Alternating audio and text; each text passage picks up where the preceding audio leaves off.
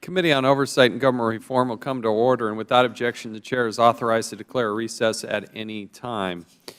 We have an important hearing today. It's entitled Examining Misconduct and Mismanagement at the National Park Service. In June, National Park Service Director Jarvis testified before this committee about the problems in sexual harassment throughout the Park Service. He suggested that things could potentially get worse before they got better, and boy, was he right. Things have gotten a lot worse. We've certainly been able to illuminate and find more problems that unfortunately have been festering and been in part of the system for far, far too long. Since Director Jarvis's testimony, numerous park employees from multiple parks have contacted the committee to describe patterns of misconduct at the Park Service. And today we're here to determine what the Park Service is doing to stop the harassment and find out why it keeps happening. There seems to be some patterns here that are just not anything that we should come close to tolerating. These incidents are happening at our country's most beloved parks. From Yellowstone to Yosemite and the Grand Canyon, these are some of the most visited and famous parks literally in the world. Unfortunately, they also face serious management challenges and allegations of disturbing misbehavior. It's difficult often to have these discussions in an open setting, and I warn the parents of young people who may be watching this. Some of this is going to be probably a little touchy and a little inappropriate. But it is what we do in this committee. We illuminate things. We shine the light on them. We are different in the United States of America, as I've said time and time again, in that we are self-critical. And we better come to a reality grip of what's happening, because far too often the people that are accused of this hideous behavior are simply promoted. Maybe they get a bonus, and they just move on. There doesn't seem to be a consequence. In Yosemite, at least 18 employees, 18, have come forward with allegations of harassment, bullying, and a hostile work environment. These employees lay the blame at the top on Dan Neubacher, the superintendent of Yosemite. The Park Service law enforcement official who investigated the allegation in Yosemite concluded this, quote, "The number of employees interviewed that described horrific working conditions lead us to believe that the environment is indeed toxic, hostile, repressive, and harassing," end quote. I don't know that it could get any worse than that, but that is his conclusion. These are the words of the Park Service's own internal investigators, not the committee staff, not the Office of the Inspector General. Currently, Superintendent Neubacher is still running Yosemite. He's still there. If this was the only park suffering from these problems, it would be enough of a serious concern. Yet recent allegations from America's first national park, Yellowstone, are truly beyond pale. They include sexual exploitation, intimidation, retaliation, and sexual harassment so depraved that it is disturbing even to discuss. With accusations so alarming, you would expect the Washington office to step in immediately and ensure that employees in Yellowstone are safe. While I appreciate the decision to call on the Inspector General for assistance, the Park Service must be more aggressive in protecting public service. We see this time and time again. It's not good enough to just say, we're going to ask the Inspector General to do it. The Park Service and the other agencies need to do their job and provide immediate relief, not punt it to somebody else to start doing it. And it's not good enough to just say, we're going to do a survey. I'm tired of hearing about surveys. There's a problem. In our June hearing, we heard about the serious problems at Grand Canyon and Canaveral National Parks. Since then, it was reported that the supervisors who allowed misconduct to occur in these parks were not just left unpunished, some were even promoted. What in the world does it take to get fired from the Park Service? In most of these cases that I've seen, it's not just one he said, she said. Here's a case we're going to talk about today. We got 18 people. 18. Who are talking about this. Leaders who fail in their obligations to protect the public or employees, they need to be fired. If they're not going to take action and they're not going to protect the employees of the United States of America, then they should leave. We had hoped our hearing with Director Jarvis would have prompted some change. Instead, it seems to have been treated merely as a speed bump. Based on what we've seen, the response to the crisis has been to require additional training for managers and to realign the EEO, the Equal Employment Opportunity Office, so it reports to Director Jarvis. Here's the problem with Director Jarvis, though. Of course, this is the same director who was removed from overseeing the Park Service's ethics program because his own integrity failures, including lying to the Secretary of Interior. I'm glad to see that Director Jarvis has announced his retirement. I think that should have happened quite some time ago. But it is kind of stunning that the Director of the Park Service is prohibited from administering an ethics program because of his own ethical problems. And then we wonder why we have a hard time implementing ethical reforms or just implementing things at the Park Service. How are line employees supposed to trust the EEO process when the person in charge hasn't followed the rules themselves? Something needs to change, and it needs to change fast. And I'd like to acknowledge we are joined today by 2 Park Service employees testifying in a whistleblower capacity. These brave employees have come forward despite the fear of possible retaliation. Now, I got to tell you, we will have nothing of that.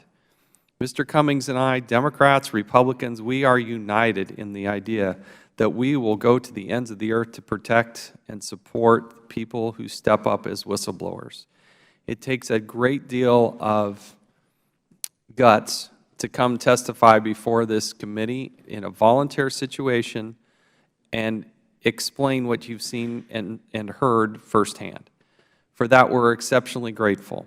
It's a difficult thing to do. I'm not sure I can't imagine you ever imagined in your life that you would be in this situation testifying before Congress. But as I said before, we take this responsibility very seriously. We can't fix it if we don't know precisely what it is. We have a pretty good indication of what it is, but to hear from the front lines what's really happening is a pivotal concern to us. We want to thank you for your courage, your willingness to step forward, and we expect candid answers. And we will do all we can to protect you from any sort of reprisals. So now I'd like to recognize the Ranking Member, Mr. Cummings. Thank you very much, Mr. Chairman, and I do indeed thank you for calling this hearing. No employee in the Federal Civil Service should ever feel afraid to come to work. It's a simple statement, but it's very, very important. And no employee should ever feel retaliation. If she steps forward or he steps forward to report misconduct that makes him or her feel afraid or uncomfortable. I thank Kelly Martin, the Chief of Fire and Aviation Management at Yosemite National Park, and Brian Healey, the Fisheries Program Manager at the Grand Canyon, for being here today. I thank them for their courage and their willingness to come forward and share with this committee their experiences over decades of work for the Federal Government. I also thank you for your service. It should not have been necessary for them to be here today to testify. A task force convened some 16 years ago commissioned a study to examine women in law enforcement occupations in the Park Service. Here is what that study found. Some individuals in positions of authority appear to condone, either by their action or inaction, sexual harassment and discrimination. The system used for handling complaints is not trusted by the employees, nor timely in its ability to bring resolution to complaints. That's a major, major problem. It went on to say that employees fear retaliation if complaints are voiced. That was 16 years ago. The task force concluded, and I quote, "It is critical for the National Park Service to show a sense of urgency in ensuring that all employees are working in an environment free from unlawful harassment." The task force developed a 5-year action plan with nearly 30 recommendations to correct deficiencies with handling complaints, recruitment and retention efforts, and sexual harassment prevention. However, the Park Service's own admission, by their own admission, few of these recommendations were ever implemented. Obviously, there were folks that did not consider it to be that important. They did not feel the sense of urgency.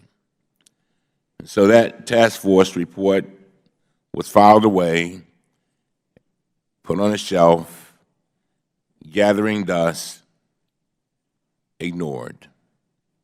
16 years later, the Inspector General has issued a report finding, and I quote, "The evidence of a long-term pattern of sexual harassment and hostile workforce environment in the Grand Canyon District, River District."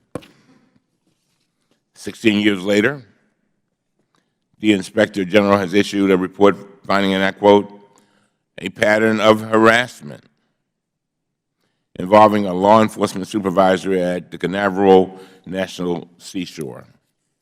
And 16 years later, members of the committee, allegations have been made at Yosemite and Yellowstone National Parks about possible harassment, hostile work environments, and even sexual exploitation. Today's hearing will enable us to hear from the Park Service regarding the specific measures it has implemented to ensure that all employees work in facilities where sexual harassment is not tolerated, and the agency's culture welcomes and supports a workforce that reflects the diversity of our nation.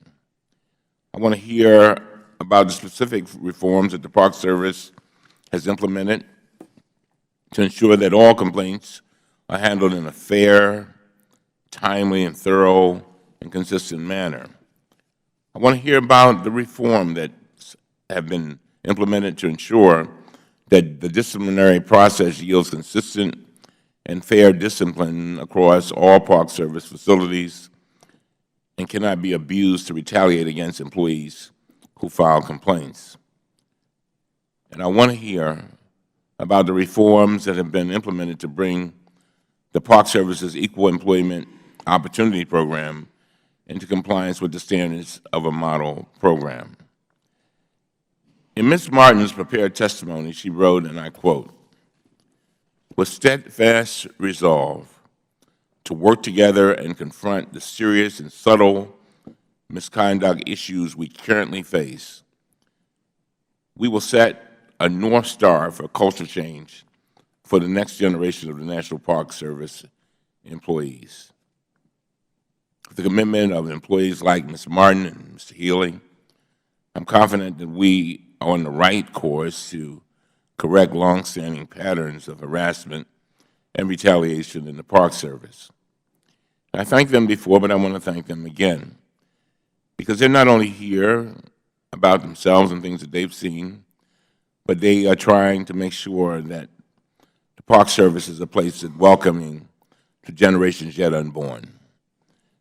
However, to make the changes that clearly need to be made, we have to hold the Park Service's feet to the fire. 16 years ago, there were those that sat in these same chairs and tried to hold feet to the fire, but apparently the fire was not hot enough. Well, we're going to have to do it again. It's been 99 days since our last hearing. Our committee should continue to hold hearings on the Park Service every 99 days until all employees feel safe coming to work and reporting misconduct whenever and wherever it occurs.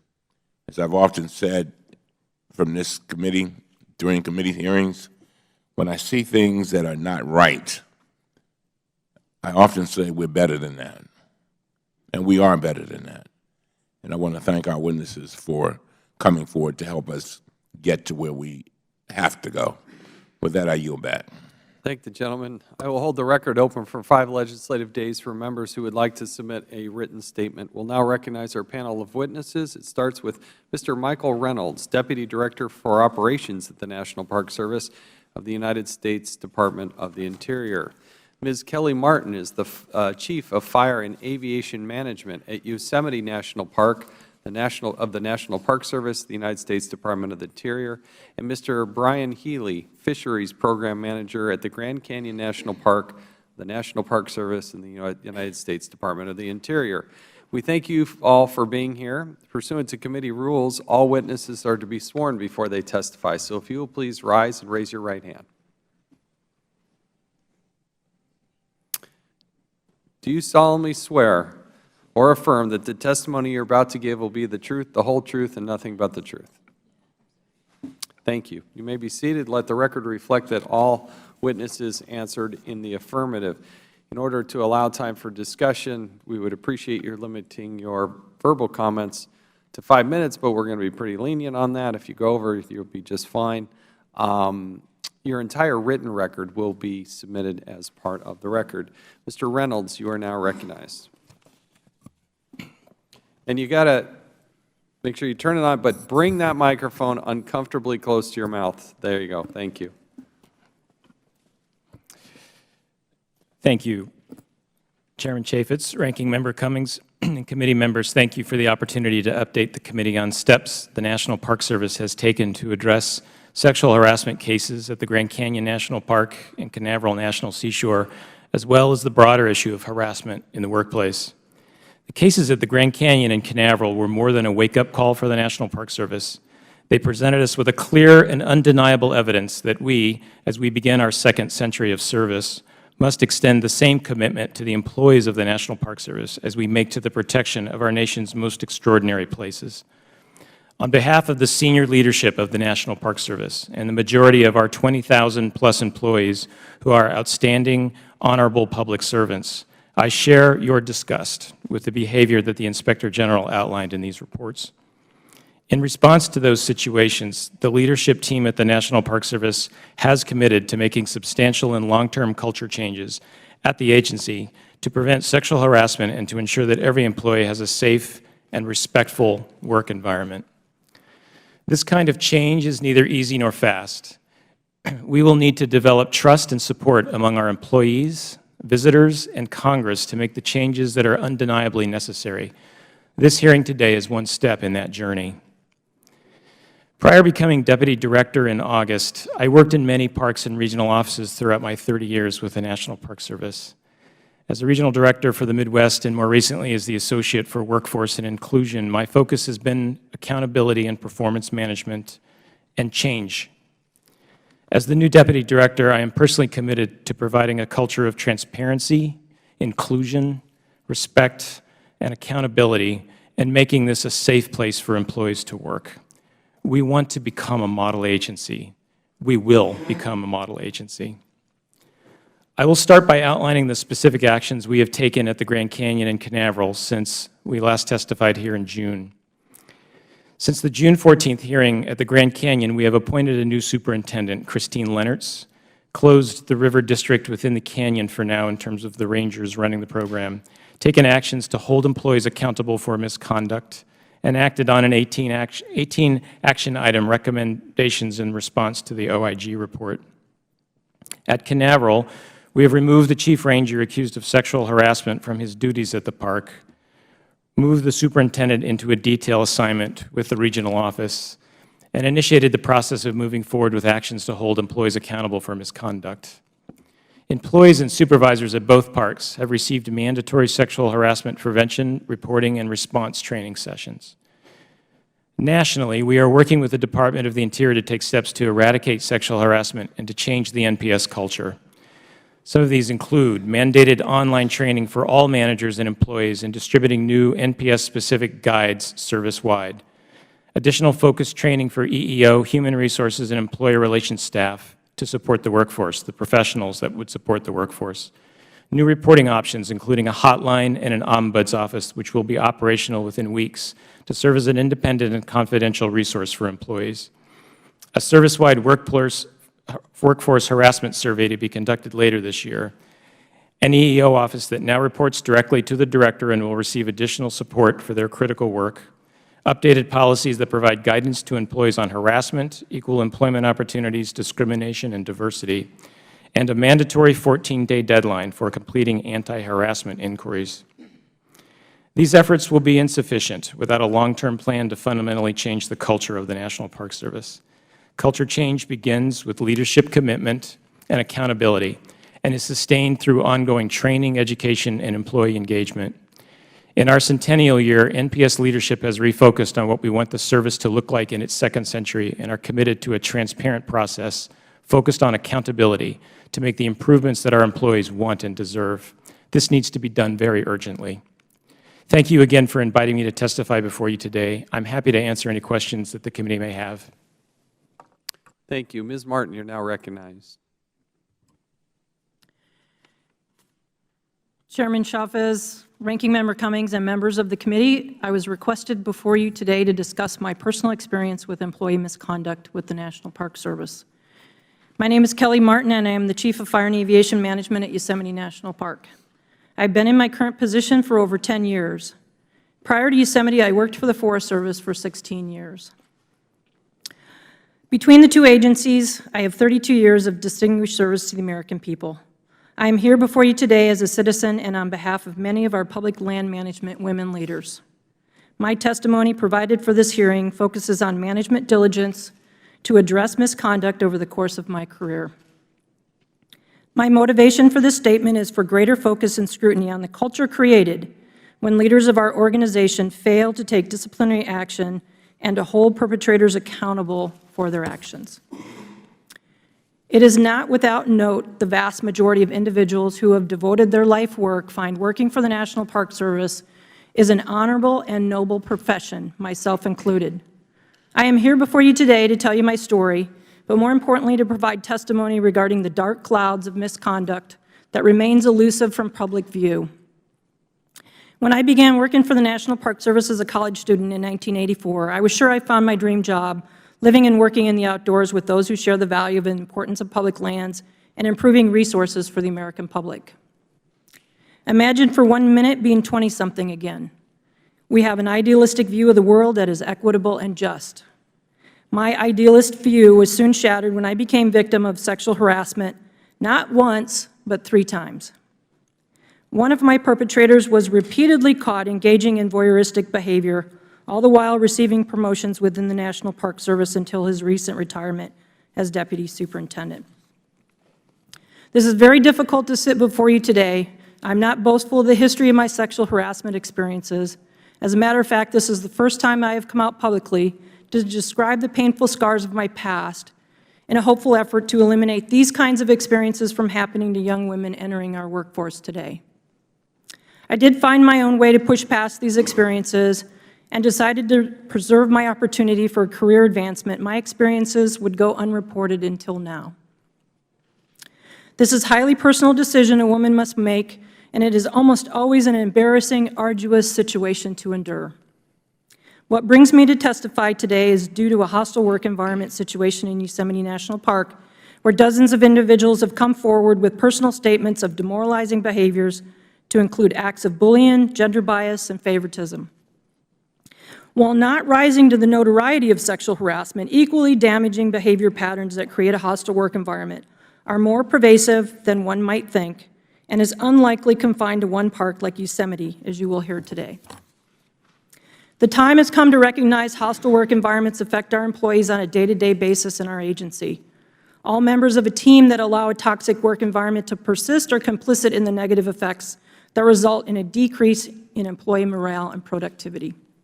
The subtle and overt nuances of a hostile work environment erodes human dignity and diminishes the full potential of our most valued resource, the people who care so deeply in the mission of the National Park Service and their desire to reach their personal and professional aspirations. We owe this to our future generation of women and men leaders who our agency desperately needs to guide us through our current human resource challenges. As I walk through my 32 years of service, I want to leave here today with a strong conviction of hope. Hope for the future generation of the Park Service conservation leaders that will not know what it is like to experience sexual harassment, gender and racial discrimination, sexism, and hostile work environments. Hope for national direction to encourage engagement of women and men at the smallest work unit to recognize and thwart negative behavior patterns at its incipient stage. Hope we can identify misconduct and take swift and appropriate action against perpetrators. I also recognize our agency has many great men who will come forward to be courageous mentors and champions of women's contributions and encourage and support an equitable work environment. As the Chief of Fire and Aviation at Yosemite, I aim to bring courage and inspiration to many women I am here representing today who are hopeful that my full written testimony will be the catalyst that is needed for change in our culture that is accepting of everyone. Thank you for the opportunity to share my experiences and concerns as the current situation in the National Park Service is dire and needs immediate attention to ensure future generations of employees have access to a workplace free from harassment and hostile work environments. I will be happy to answer any questions you have of me at this time. Thank you. Mr. Healey, you're now recognized. Good afternoon, Chairman Chaffetz, Ranking Member Cummings, and members of the committee. Thank you for the opportunity to speak to you today. I hope the information that I share will provide additional insight into the full scope of the sexual harassment and hostile work environment issues at Grand Canyon and the efforts of the National Park Service to address the misconduct at the park. The vast majority of Grand Canyon employees believe in the NPS mission, are hardworking, selfless, and willing to cooperate to meet management goals. Nevertheless, as this committee has seen in the Office of Inspector General's report on the pervasive misconduct within the River District, there are exceptions. My testimony today may anger some of my coworkers and managers. Based on my experiences, I feel as if my career, my safety, and the safety of other employees at the park may be at some risk, even though there are numerous legal protections in place for whistleblowers.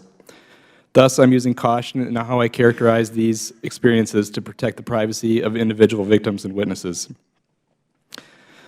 I know this committee is particularly interested in the NPS response to the findings of misconduct by the OIG. I can report on the progress of 12 of the action items proposed by the Park Service and how they have impacted operations and employees at the park. First, in August, a boat operator that was implicated in many of these sexual harassment incidents has been removed from his position. In addition, training sessions were held to address sexual harassment reporting and confidentiality. The training also provided recommendations on responding to reference checks on former River District employees, and the agency is making progress on the development of a hotline for reporting harassment. However, some actions did not have their desired impact. By shutting down Grand Canyon's River District and contracting river logistical support, we learned that we have very limited ability to prohibit problem boat operators from returning to work as contractors on NPS science trips. In addition, innocent employees that had worked at the River District may be negatively impacted by having their duties changed, or in the case of temporary employees, they lost work. We could have avoided this uncomfortable situation altogether if employees and supervisors were held accountable for their misconduct. Accountability is elusive for managers. The Deputy Superintendent remains in a position in my chain of command, and the River District Supervisor was assigned to a temporary Chief Ranger position at another park. While only a temporary position, this appeared to be a promotion to Grand Canyon employees. The OIG found this individual and the Deputy Superintendent had distributed confidential information related to victims of sexual harassment to the perpetrators, which is a violation of regulations and potentially put the victim's safety at risk. In addition, despite reasonable and cost-effective alternatives, the Deputy Superintendent forced my work group to continue to work with the River District, which had become a hostile work environment in 2015. The culture of bullying and harassment is not limited to the River District, nor have all the issues been addressed.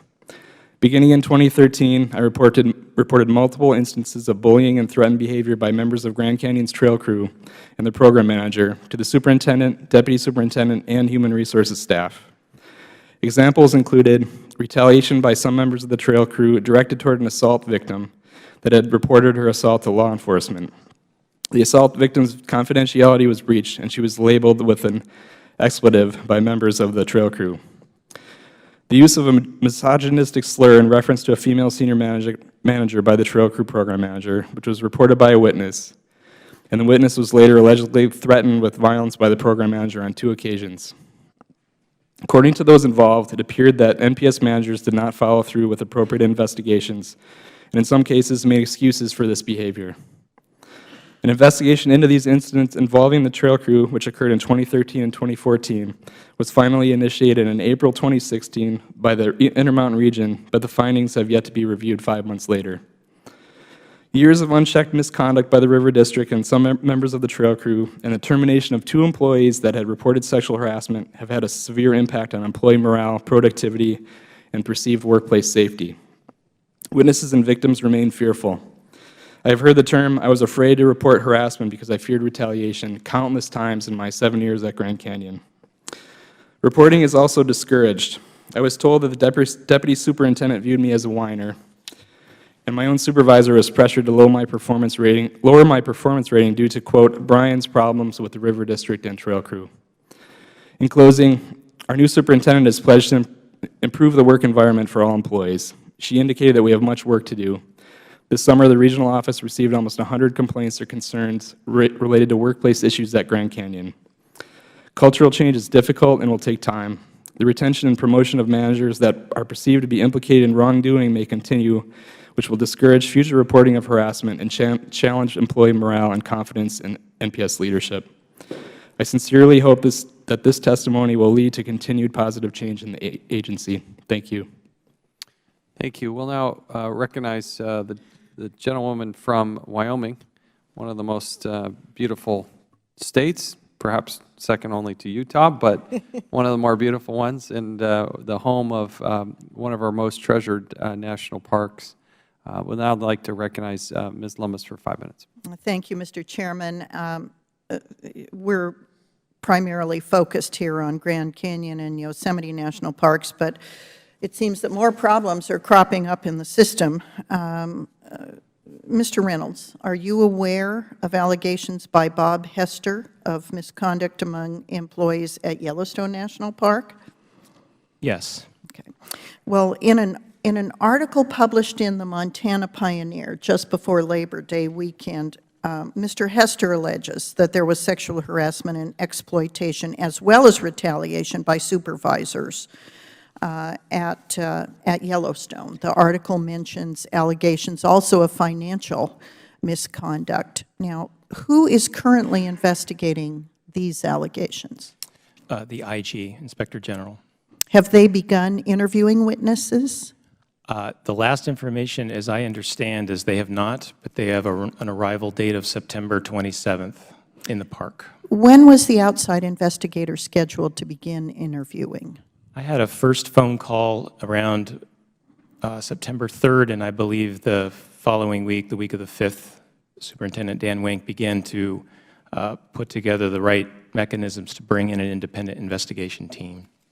One of the things that concerns me, Mr. Chairman, about this is that in instances where the superintendent of a park is not implicated in the charges or the allegations of sexual misconduct, and then attempts to investigate it or initiate an investigation quickly, that maybe the IG stops the investigation that's going on. I think that this was the case in Yellowstone, where Superintendent Wenk was beginning an investigation and bringing in outside investigators to do an independent inquiry, and then was prevented from doing so because the IG was brought in, thereby delaying the opportunity to obtain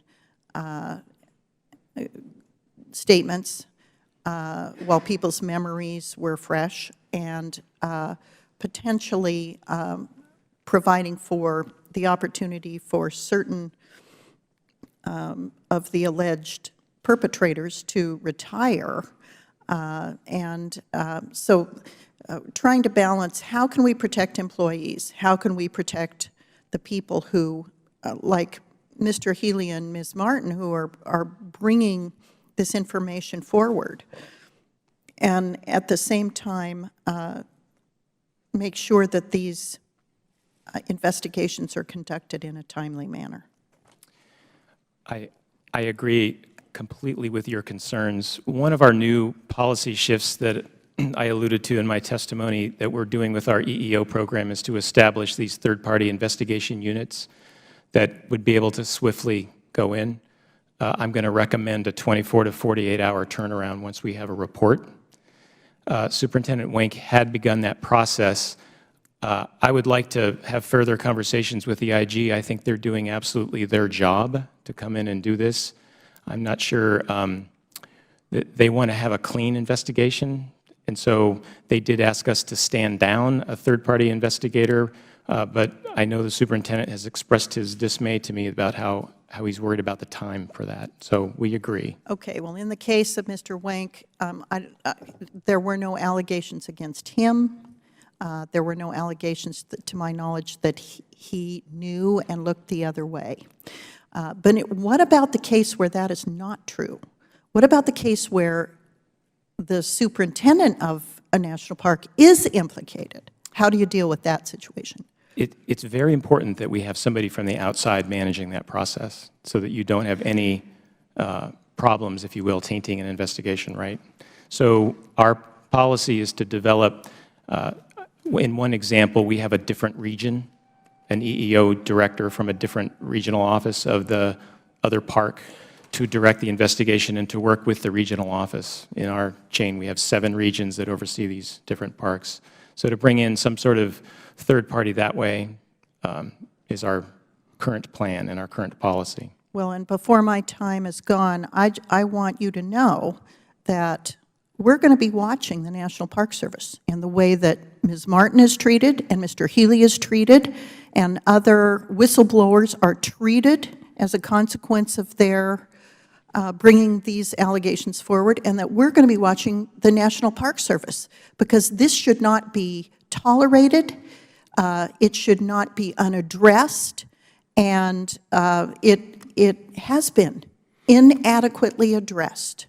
And thank you, Mr. Chairman. I yield back. Thank the gentlelady. We'll now recognize the gentlewoman from the District of Columbia, Ms. Norton. Thank you, Mr. Chairman. I appreciate this hearing. Mr. Reynolds, we are very grateful for how the National Park Service runs most of our neighborhood parks. It's not just the mall, but our neighborhood parks are owned by the National Park Service. We have good relationships with the Park Service. I want to know if this, notice that these 2 parks where these allegations, these issues have come from are in the West. Are they ours? Are people quartered together? Or are these nationwide problems? And Congressman, if I can ask, just to clarify, do you mean, in other words, are these unique problems to these parks? To the western part of the United States, where parks, these large parks, where they're cabins, I don't understand whether or not the staff are quartered there instead of going home the way my own Park Service rangers do. Right. So 413 units nationwide, very diverse system now. I'm talking about those and western units. in these 2 parks, and I would be happy to let Ms. Martin and Mr. Healey also comment. Things can be exacerbated when you have communities, much like a military base, living and working together. Let me ask you both. Do you live in the park where you are located, in cabins, men and women, or how do you operate? Since the only parks I know are the urban parks. At Grand Canyon, there's many employees are housed on the South Rim, but then there's times when they're working out of bunkhouses in the Inner Canyon in the backcountry. I work in Flagstaff, which is about an hour-and-a-half drive away. So Ms. Martin? Thank you, Congresswoman. I do live in Yosemite Valley in a cabin, and a lot of our seasonal staff that's on our fire crew will be housed in, say, one house or one bunk quarters.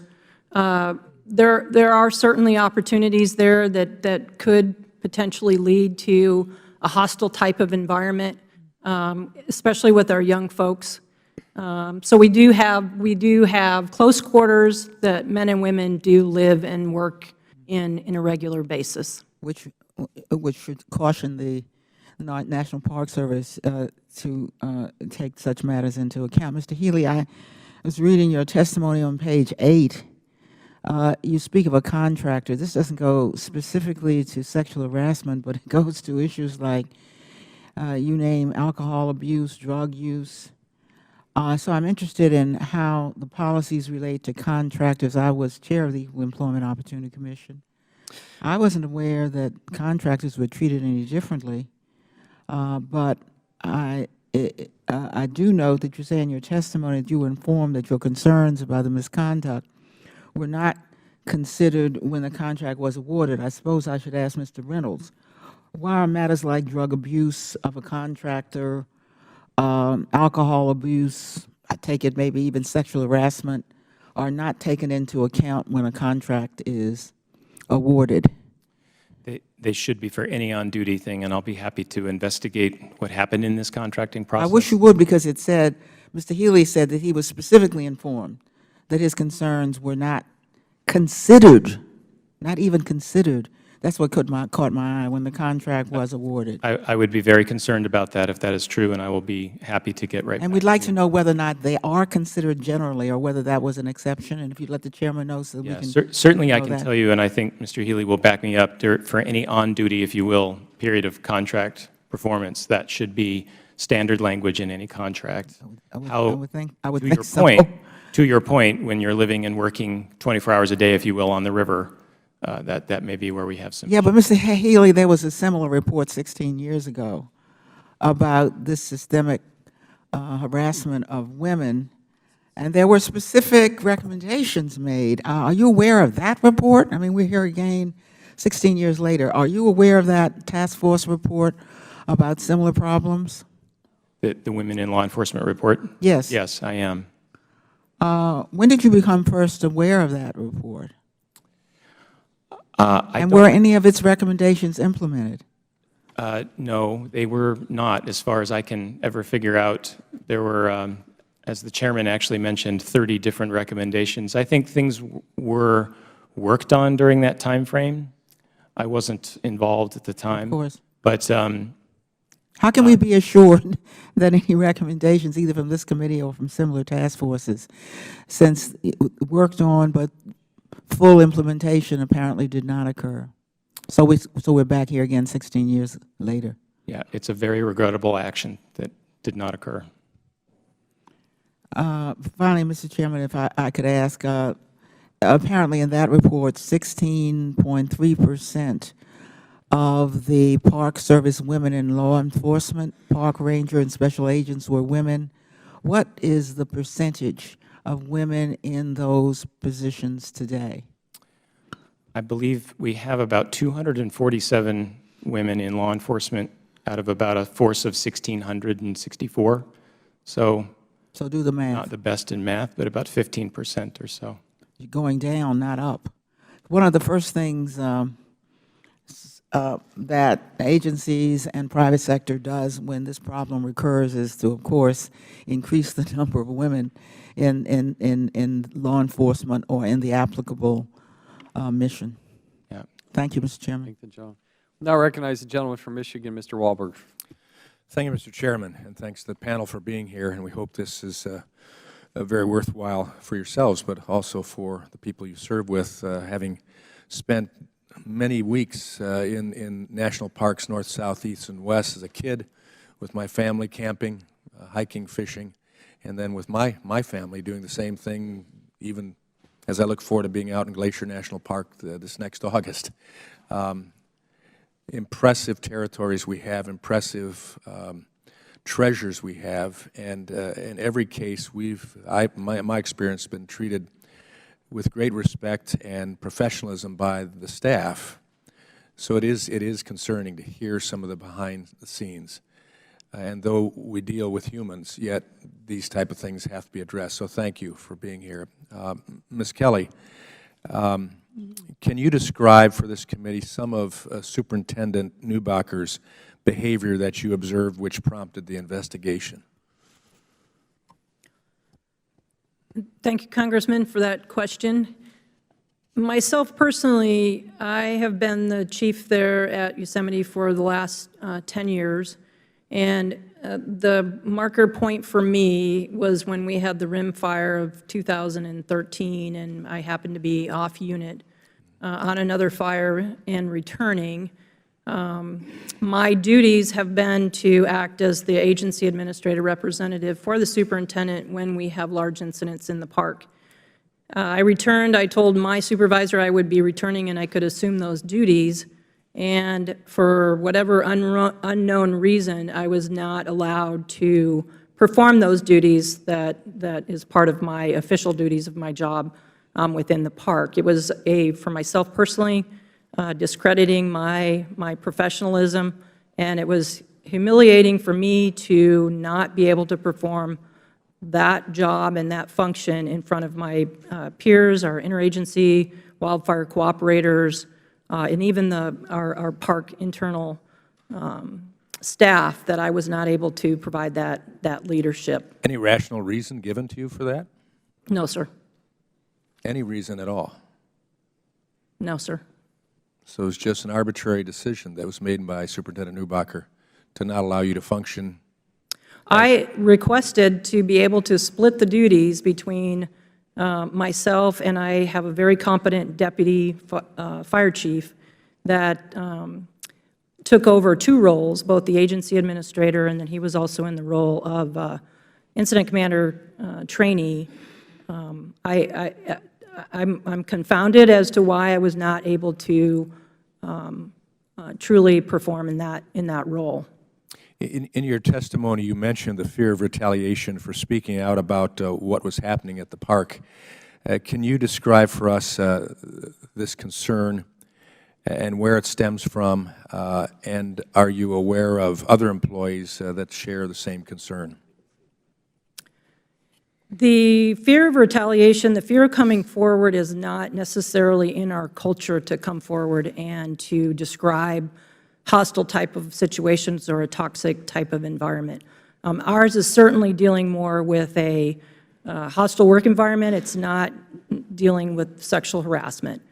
So that's not at issue right here. But people do not fear, or they do fear that they are not safe in bringing issues to management. And one of the concerns that I've heard is that within Yosemite National Park, we have a superintendent, and our deputy superintendent position has been vacant for 3 years. So unfortunately, there's a concentration of decision-making within one person, and it's not necessarily shared within the deputy superintendent and the superintendent. Has that been done for a purpose, keeping it, keeping the vacancy there? I'm unaware of why that would remain vacant for the last 3 years.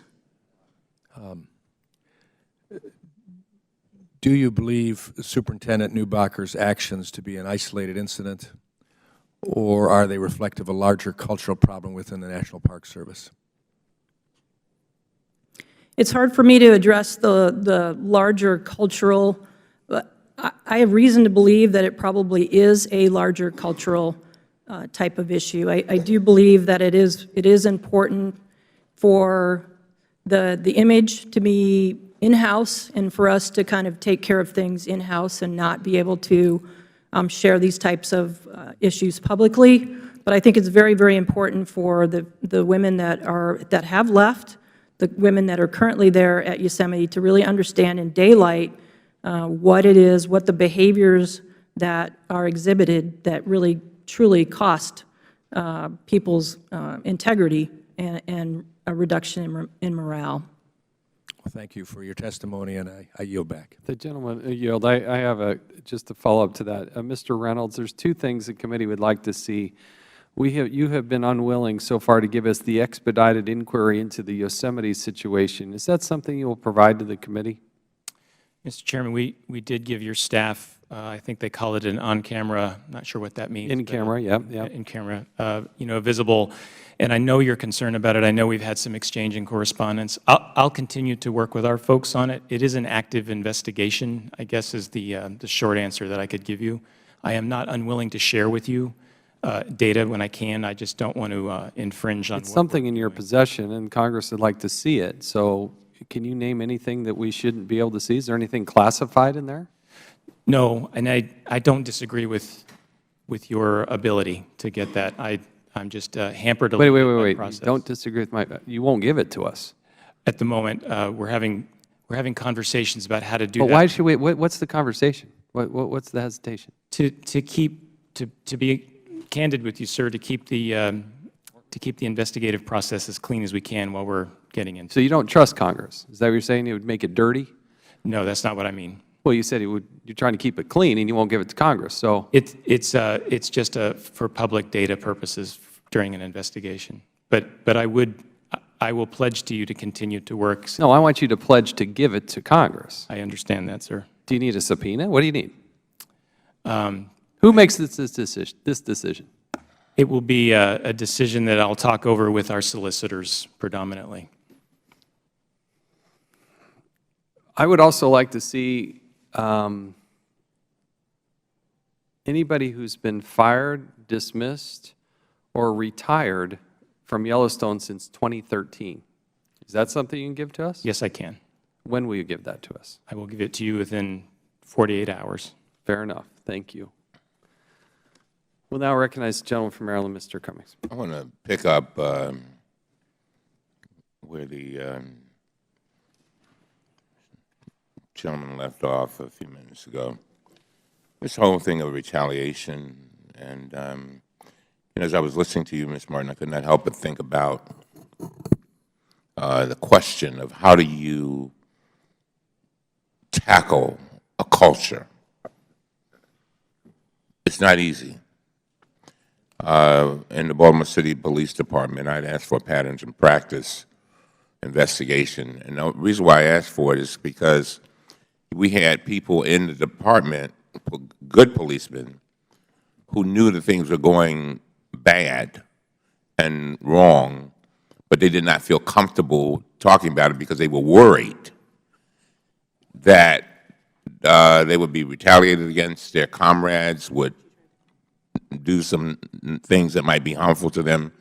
And when we got that patterns and practice report, it was 10 times worse, 10 times, and probably 20 than I ever imagined with regard to African-American men and the way they were being treated by police.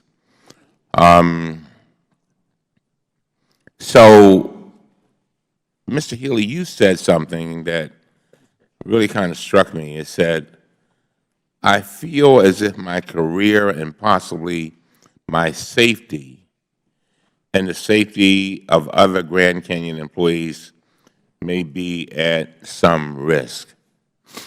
That's a hell of a statement. And it's one that I feel pain that you even have to even think it, let alone say it. And the mere fact that you have said it in a public forum puts you even, I would assume, even more jeopardy. It's one thing to think it. It's another thing to say it. It's another thing to say it in a public forum.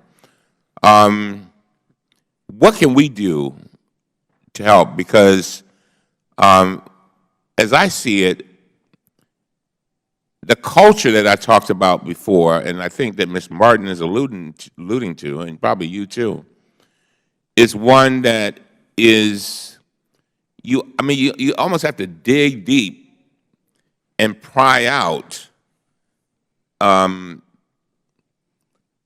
a lot of folks and almost start over again.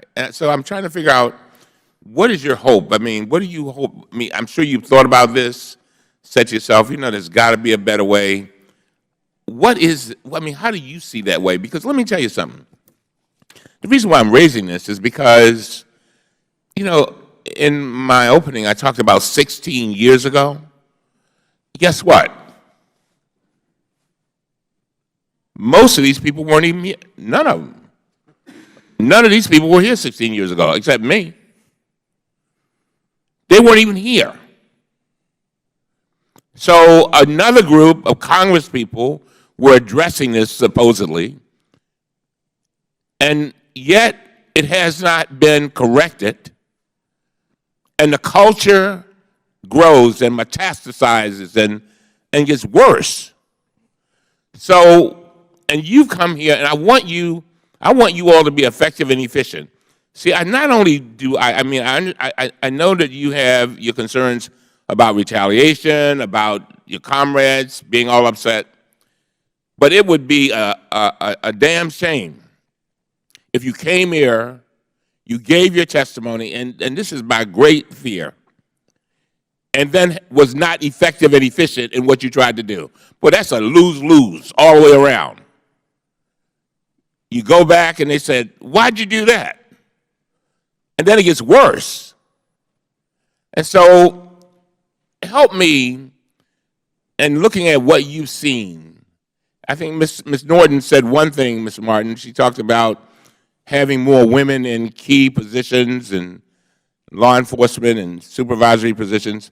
But what do you see? I mean, how would you like to see us try to break this culture? And do you have confidence? You made some complimentary statements, Mr. Healey, about some of the things you've seen being done but then you came right back and talked about the negative impact of some of the positive things that were supposedly that were happening. So help us.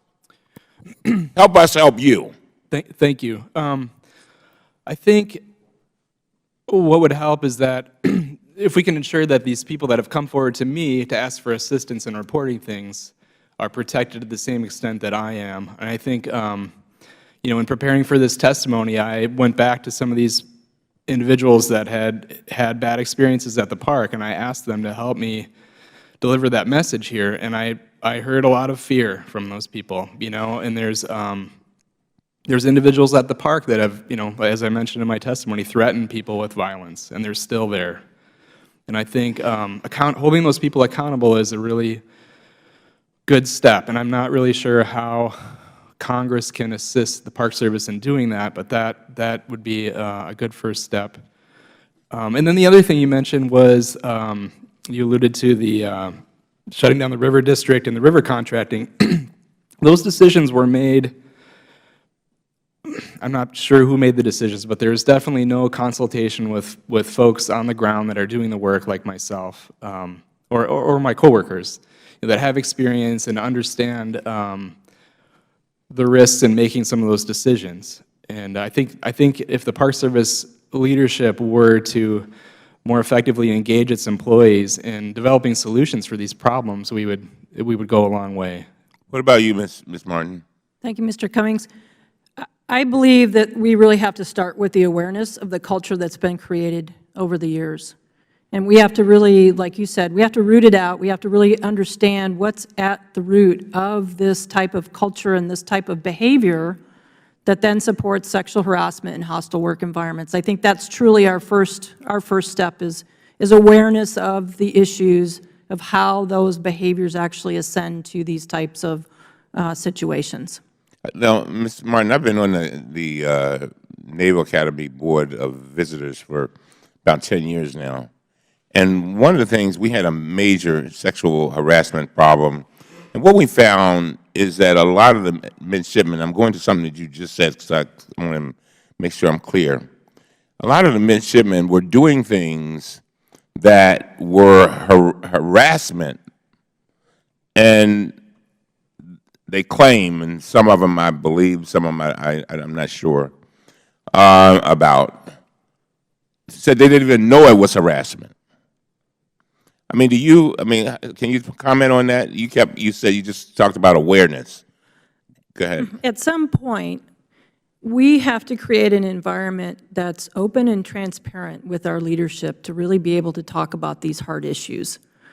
And until we get there, we're going to continue to have these misunderstandings between management and employees as to he said, she said. And until we get to that point that we can then provide this transparency and really expose it for what it is, we need to really talk about the behaviors and be able to communicate that. Right now, there's so much fear in being able to communicate what that is. And so I see that as, number one, the awareness of the culture that we've created, and then being able to communicate what it is that creates these types of situations. Go ahead, I'm sorry, please.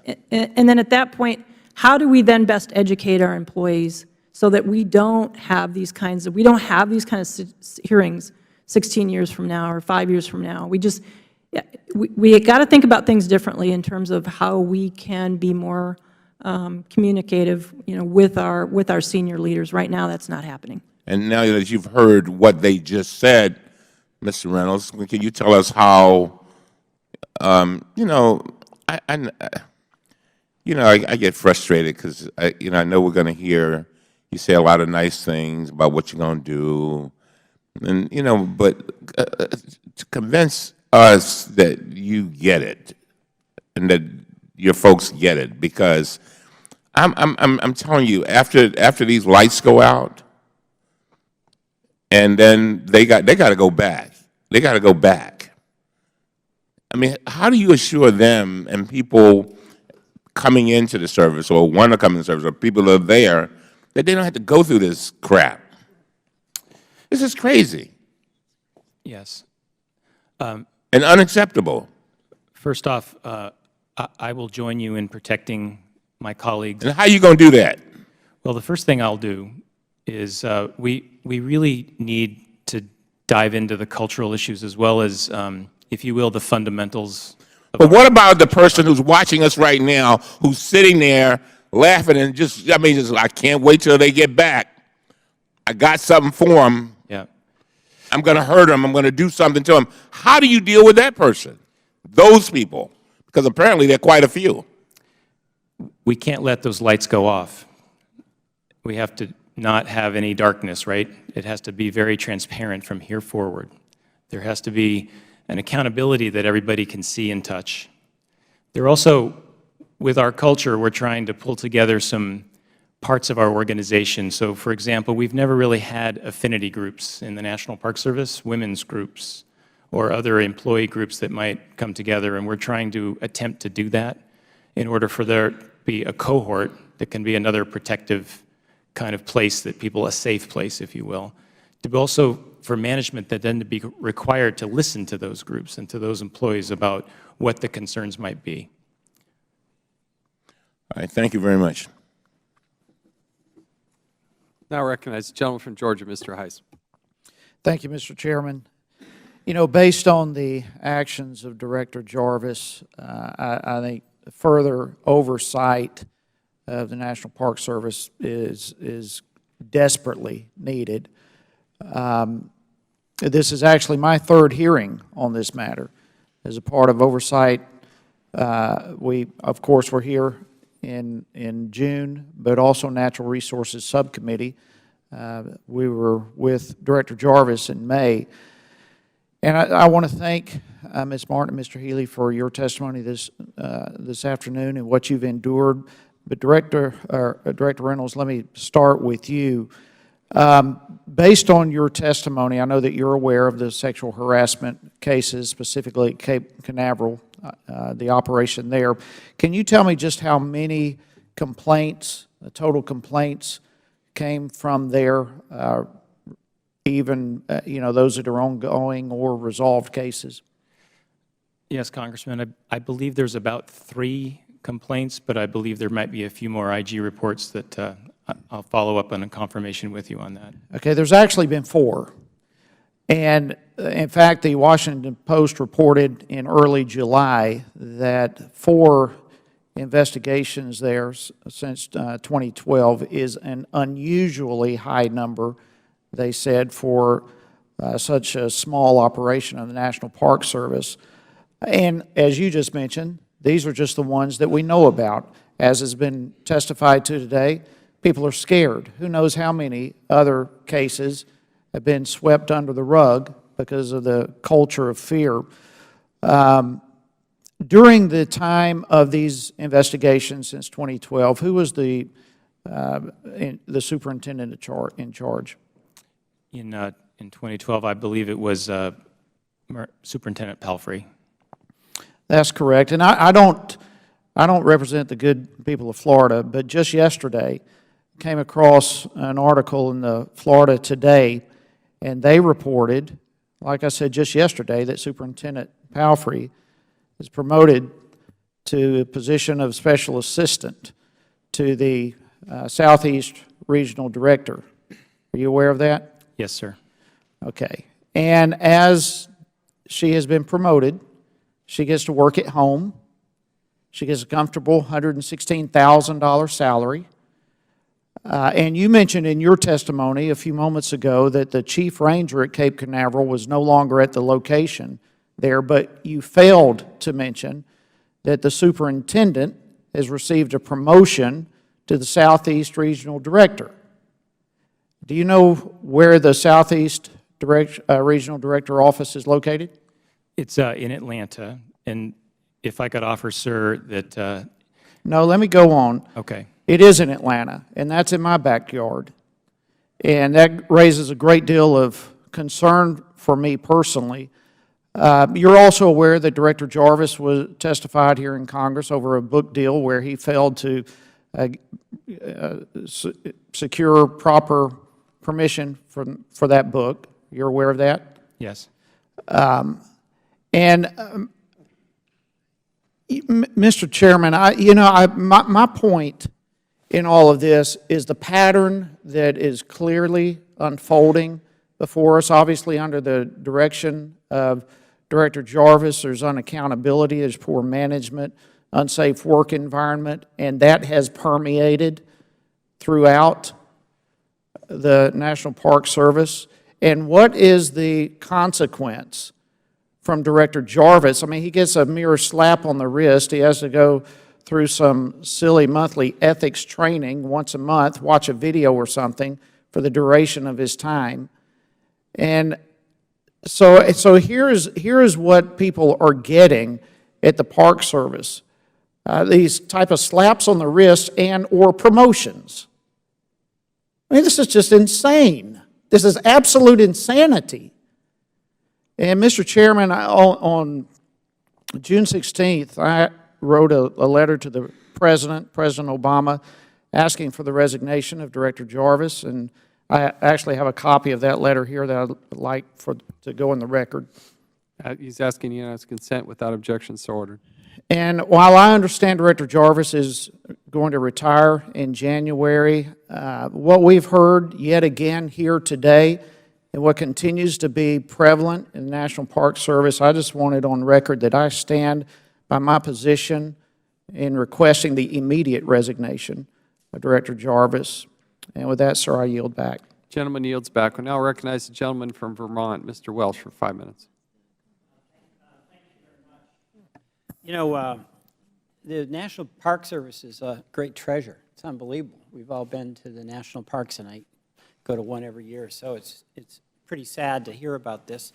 And my experience, just as a visitor, as a hiker, is one of just enormous appreciation for the staff that I meet from the bottom on up.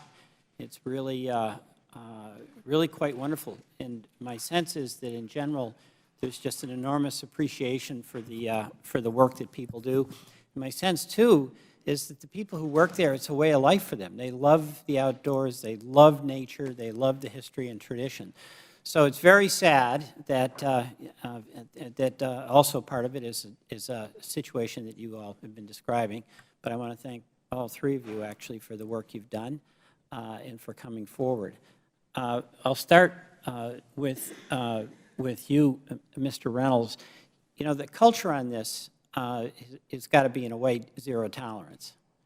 And the culture in how employees are expected to work does come from the top. And that has to be imbued from the top down and then reinforced in every way.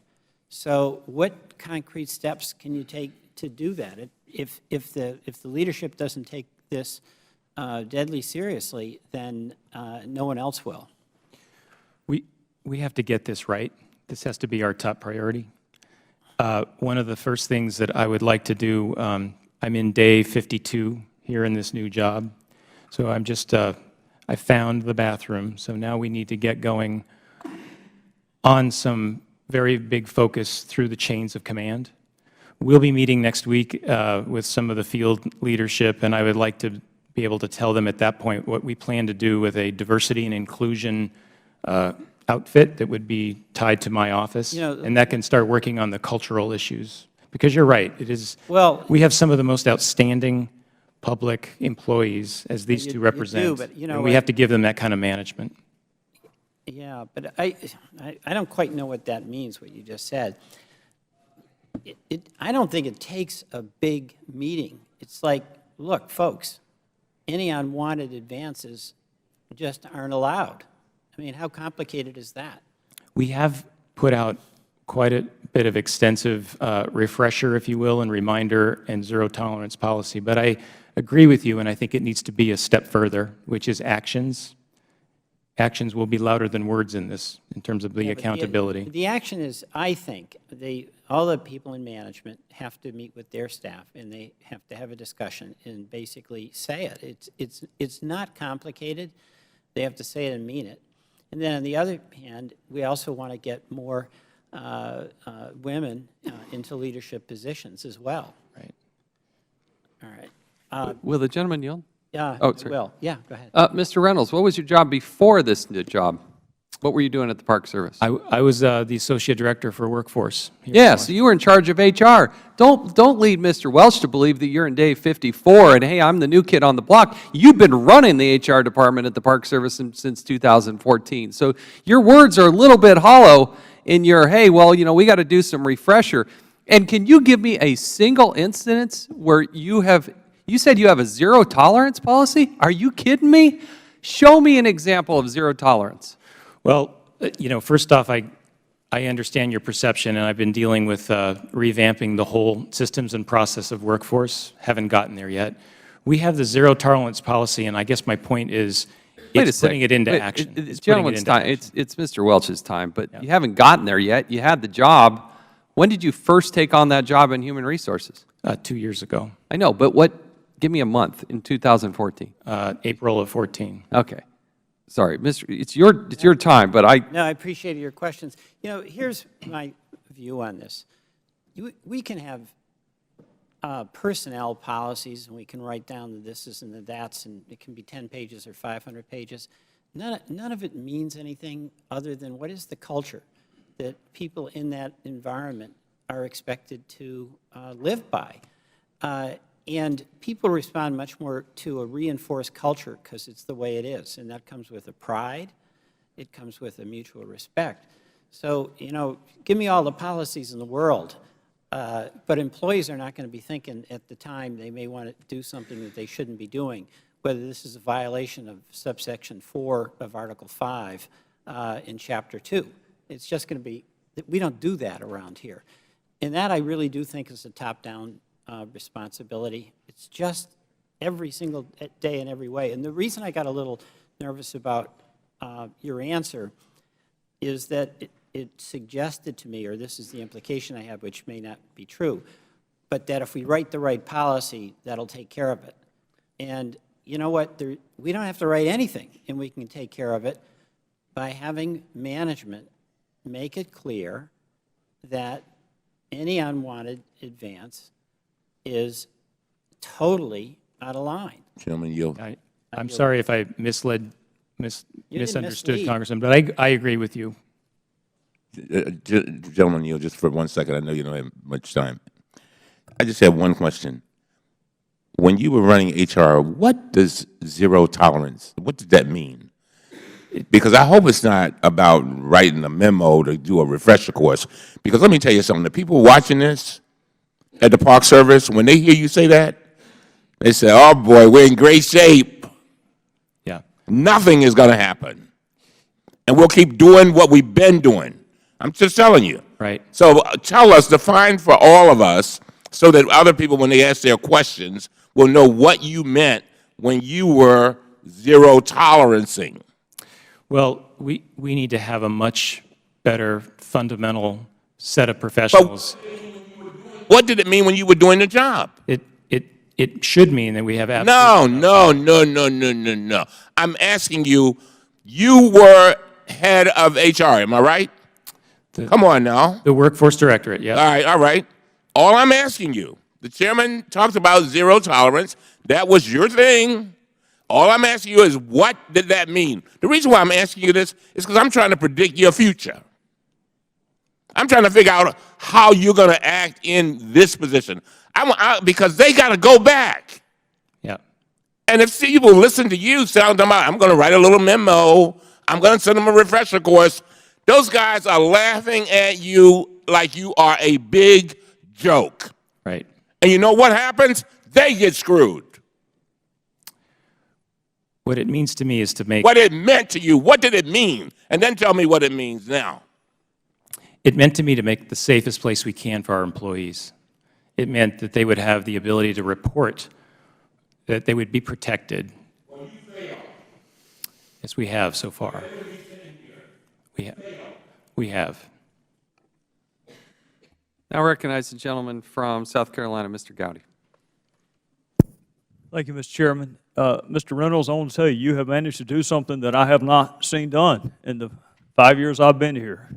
Peter Welch is one of the more level-headed, reasonable-minded, one of the more decent human beings that you will meet in public service. You have managed to even get him upset.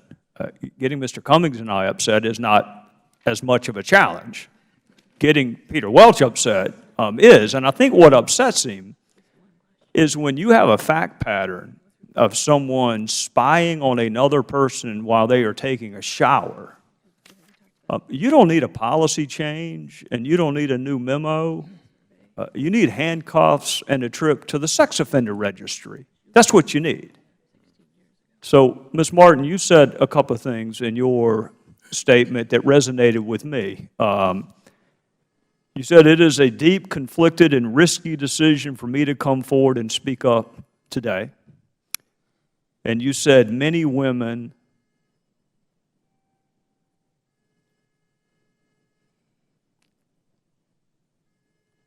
feel shame and fear of coming forward to report misconduct and cannot bring themselves to be the ones who have the difficult and painful task of speaking up. Here's what I want you to help me do. I want the fear and the difficulty and the pain to belong to the perpetrator, not the victim. So I want you to tell us as much about your fact pattern, your story. And I want you to stop and cite all those instances where something more could have been and should have been done. And do it on behalf of the women who maybe don't have the ability to speak up like you do. Thank you, Congressman, for this opportunity. It is a very painful and conflicted position that I'm in right now. This happened. I was a victim of Peeping Tom at Grand Canyon in 1987. It was a very difficult and painful experience for me. I reported it to 2 supervisors immediately that first day, that I was able to positively identify a park ranger in uniform that was peering through my bathroom window. I reported it to 2 supervisors. Visibly shaken. It was very, very difficult for me to do. It was very embarrassing. I didn't think anybody would actually even believe me that something like this had happened to me. I was given options. I could say nothing and move on. I could file an EEO complaint or a criminal complaint. I had to think about that for a couple of days as to how I wanted to proceed. I was just starting my career in the federal service in my early 20s, and I just did not want to make this an issue. I just did not want to come forward and admitting a complaint like this early in my career and be labeled as a troublemaker. In the end, what I agreed to was a conference or a sit-down with the 2 supervisors that I reported this to, along with the perpetrator. He apologized to me. He assured me that this had never happened before and that it'll never happen again. And so for me, this has been with me my entire career. And so when I think of zero tolerance, I think this is where this was the hardest part for me, it just did not feel like zero tolerance for me. I've had to live with this a long time. This particular individual continued to be moved through the Park Service and just recently retired. So for me, I believe that this was the tipping point for me to come forward and tell my story, that this is why I could no longer remain silent. There's a lot of other women out there that I represent that these very same things have happened, or very similar things, and they just fear that management will not take action, and then we become victims again for coming forward. So the perpetrator went on and finished his career with the Park Service and is now enjoying the perks of his retirement? That's my understanding. Well, I'll just say this. You should never have to choose between your career and justice, ever.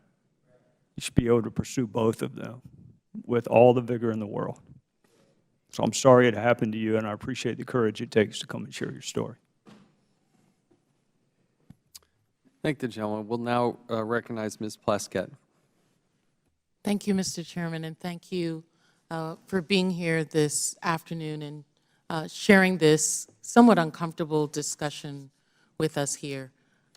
we all know that there's an urgent need to stem sexual harassment, discrimination, by increasing female representation in the workforce, and particularly at senior leadership positions, and individuals having a say in how these policies are done. Ms. Martin, you wrote in your prepared statements, I'm going to quote, "The jewels of the Park Service heavily favor men in the most powerful positions of superintendents, deputy superintendents, fire, and law enforcement."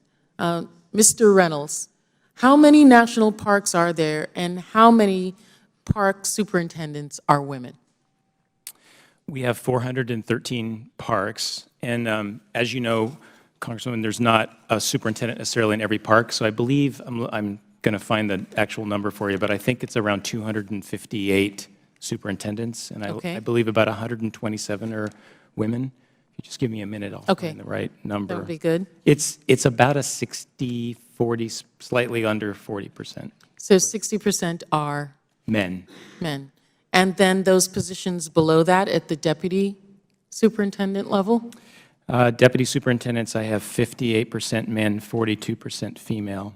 And I will clarify for you, 62% men, 38 female on superintendents. Okay, and the parks that the women are superintendents over, are they the same size and scope in terms of geographic size as well as personnel as the men that are superintendents? You know, Because there are different kinds of superintendents. Correct. I think it's pretty evenly distributed. We could look at that more carefully, but I have not heard a concern on that level other than our demographic numbers. Okay, I know that there are 2 initiatives to expand the presence of women in the Park Service. So you said that it seems to be evenly distributed. I mean, it's not exactly what the demographics of our country are, but it seems evenly distributed as much as possible, wouldn't seem askew. What are the initiatives that you are doing to increase the number of women in that workforce?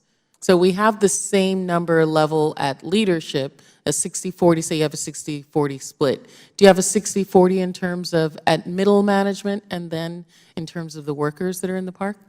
I'd have to pull out exact numbers, but I think it tracks fairly close to that. We do have women now scattered through in our senior leadership as well, in our regional director ranks, for example, and in our associate director ranks. We have some initiatives in general to diversify the Park Service. We also have strong majority numbers of our employees, and so we're working across the board. We've set up a new recruitment office to begin to focus the HR community on that very topic. Okay, I know that you have the Women's Employee Resource Group, the Fire Management Leadership Board. How are they bringing benefit to the Park Service?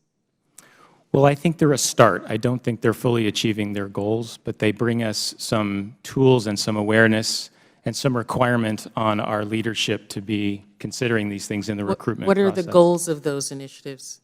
Well, the Employee Resource Group, there's a number of them that we're trying to form to give people, again, a safe place to have a cohort to bring forward. For example, if it's the women's, we call them ERGs, Employee Resource Group, then they can bring forward issues important to women in the service. They can represent a voice. They can be a defensive place if they need it, that kind of thing. And I would be remiss without asking, I know we're talking about sexual harassment against women, but how many people of color do you have as superintendents of parks? I don't know the answer to that. I can quickly get it to you, though. But I will tell you that our workforce is generally 80% white across the board. Across the board? Yeah. Okay. But I'd like to know how many men, women of color are superintendents and deputy superintendents. I would be happy to get that to you. Thank you. I yield back. Thank the gentleman. We'll now recognize the gentleman from Alabama, Mr. Palmer, for 5 minutes. Thank you, Mr. Chairman. Mr. Reynolds, what steps has the National Park Service taken in response to the findings of the Grand Canyon's OIG report? Yes, thank you, Congressman. We have about 18 steps that the OIG asked us to endeavor on, and this included everything from some of the training and awareness kinds of programs that we talked about to disciplinary action. One of the action items outlined by the Park Service in response to the OIG report is that managers who fail to properly report all allegations of sexual harassment would be held responsible, and that appropriate disciplinary action would be taken by May of 2016. To date, what, if any, disciplinary action has the Park Service taken against these managers? I believe everybody in the canyon, and Mr. Healey can back me up on this, has been removed from the job that they had. The boatman has been removed from the park and is undergoing a disciplinary process as we speak. Well, as I was listening to testimony earlier, it seemed to me that Mr. Healey felt like some of the action that was taken was more in the context of a promotion than disciplinary action. Is that, did I misunderstand that, or did I hear that correctly? I'm not aware of any. I'm Mr. Healey. I'm sorry. Thank you. Yeah, the supervisor of the former river district was given a temporary promotion to another park. Do you think that was appropriate? I don't, and a lot of employees at the park feel the same way. Let me read something to you that I find particularly troubling. It's a quote from the National Park Service expedited investigation, and it's from two trained investigators who interviewed some of the victims, and it says, it's difficult to articulate in words the emotions that exuded from those interviewed. It says, it's apparent that these employees have suffered in their positions and are traumatized by the harassment they are subjected to. During the interviews, the emotions range from inconsolable tears, anger, frustration, helplessness, and regret. In that regard, Mr. Reynolds, do you think appropriate actions have been taken? Your microphone, please. Sorry. I believe what you were reading from, sir, is the Yosemite expedited inquiry, or is that? Well, I mean, it seems that there's a pattern across here that women were intimidated, other people were intimidated, they were traumatized. Yeah. And you gave one guy a temporary promotion. Has anyone been fired? Has that question been asked, Mr. Chairman? Has anyone been fired? Has anyone been terminated? No one has been fired yet, no. It seems to be a pattern. But disciplinary action are underway. And the one thing let me go on and ask you a couple other questions. In November 2015, the OIG found that the deputy superintendent and other managers of Grand Canyon had properly shared personal information of the women who wrote to Secretary Jewell reporting the egregious sexual harassment in the Grand Canyon River District.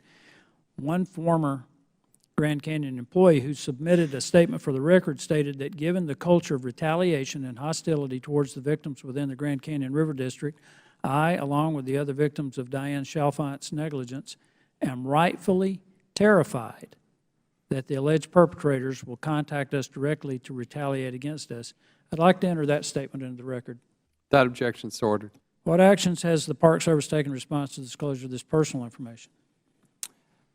The actions that we've taken to date is to recognize that there was inappropriate actions for the EEO process. Well, that's great that you recognized it, but I want to know, has anyone been fired? Has anyone been demoted? I mean... No, what I can do under the interest of the Privacy Act for these kinds of things is to personally debrief with you on what we're doing with disciplinary actions. I can assure you that they're underway. All right. I just wonder, given all of this, how any Park Service employees can trust that managers will keep their information confidential, that any Park Service employees can be confident that if they are harassed in any way, that they'll be listened to and that action will be taken to protect them. I find it's disconcerting to me, Mr. Chairman, that we've had hearings with other agencies and that it just seems that this goes on and on and on, and no real punitive actions taken. And as long as we have that stance, as long as no real punitive actions taken, these type things are going to continue to happen. My time has expired. I yield back. I think the gentleman will now recognize myself here. Let me go back to the expedited investigation at Yosemite. It's our understanding of the 21 people the investigators interviewed, every single one of them, with one exception, described Yosemite as a hostile work environment as a result of the behavior and conduct of the park's superintendent. Why isn't there immediate relief? I'm sorry, Mr. Chairman, that was to me. Yes. We are actively engaged. The regional director who's in San Francisco.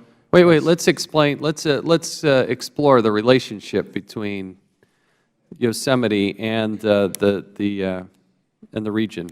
Is there a problem with that chain of command there? The regional office that oversees Yosemite is in San Francisco. We have a regional director. We have a What about the deputy? Who's that person? We have 3 deputy regional directors. Yes. And 1 is in Seattle, and 2 are in San Francisco, along with the regional director. Come on, you know what I'm getting at.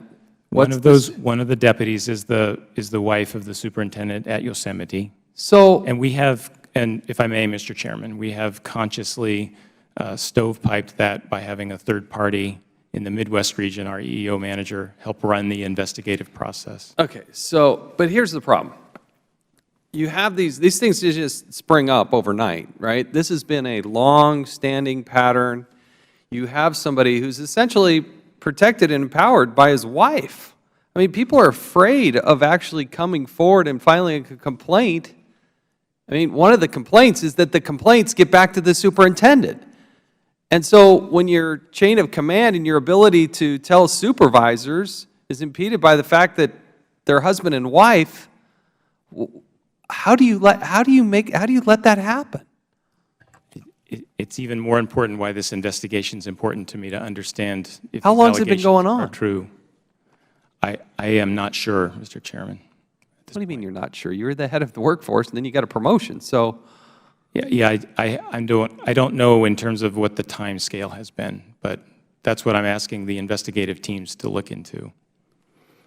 who did the investigative? You mean the Inspector General? The Inspector General now is involved. We were going to be doing our Ms. own. Martin, can you shine some light on this ongoing problem? The expedited inquiry took place about the first part of August, so I can appreciate the fact that the investigation is now turned over to the IG, but with substantial credible evidence of a hostile work environment.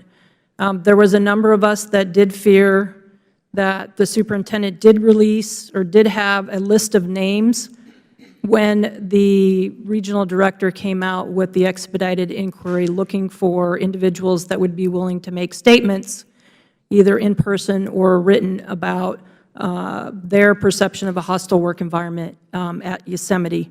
So there was a number of us that feared that the superintendent probably got our names. We don't know how. Maybe it was through the regional office. We don't know. But there are people that felt that they were not going to come forward and provide a statement based upon this expedited inquiry because the superintendent had a list of names ahead of time. Were there any repercussions for that? I mean, are you aware of anybody who had any sort of retaliation against them because they had stepped forward and made a statement about the reality of what was going on? Not at this point. Because it still is under investigation, we're not hearing about no names have been shared. We only have an informal network of individuals that have come forward, but this is the first time I'm actually hearing what some of the additional allegations are in the statements that have been made. Can you share with us any of your other personal experience? You mentioned that you had been the victim 3 times, and you were very candid in what happened in the 1980s. But when you came back to the Park Service, what was your experience?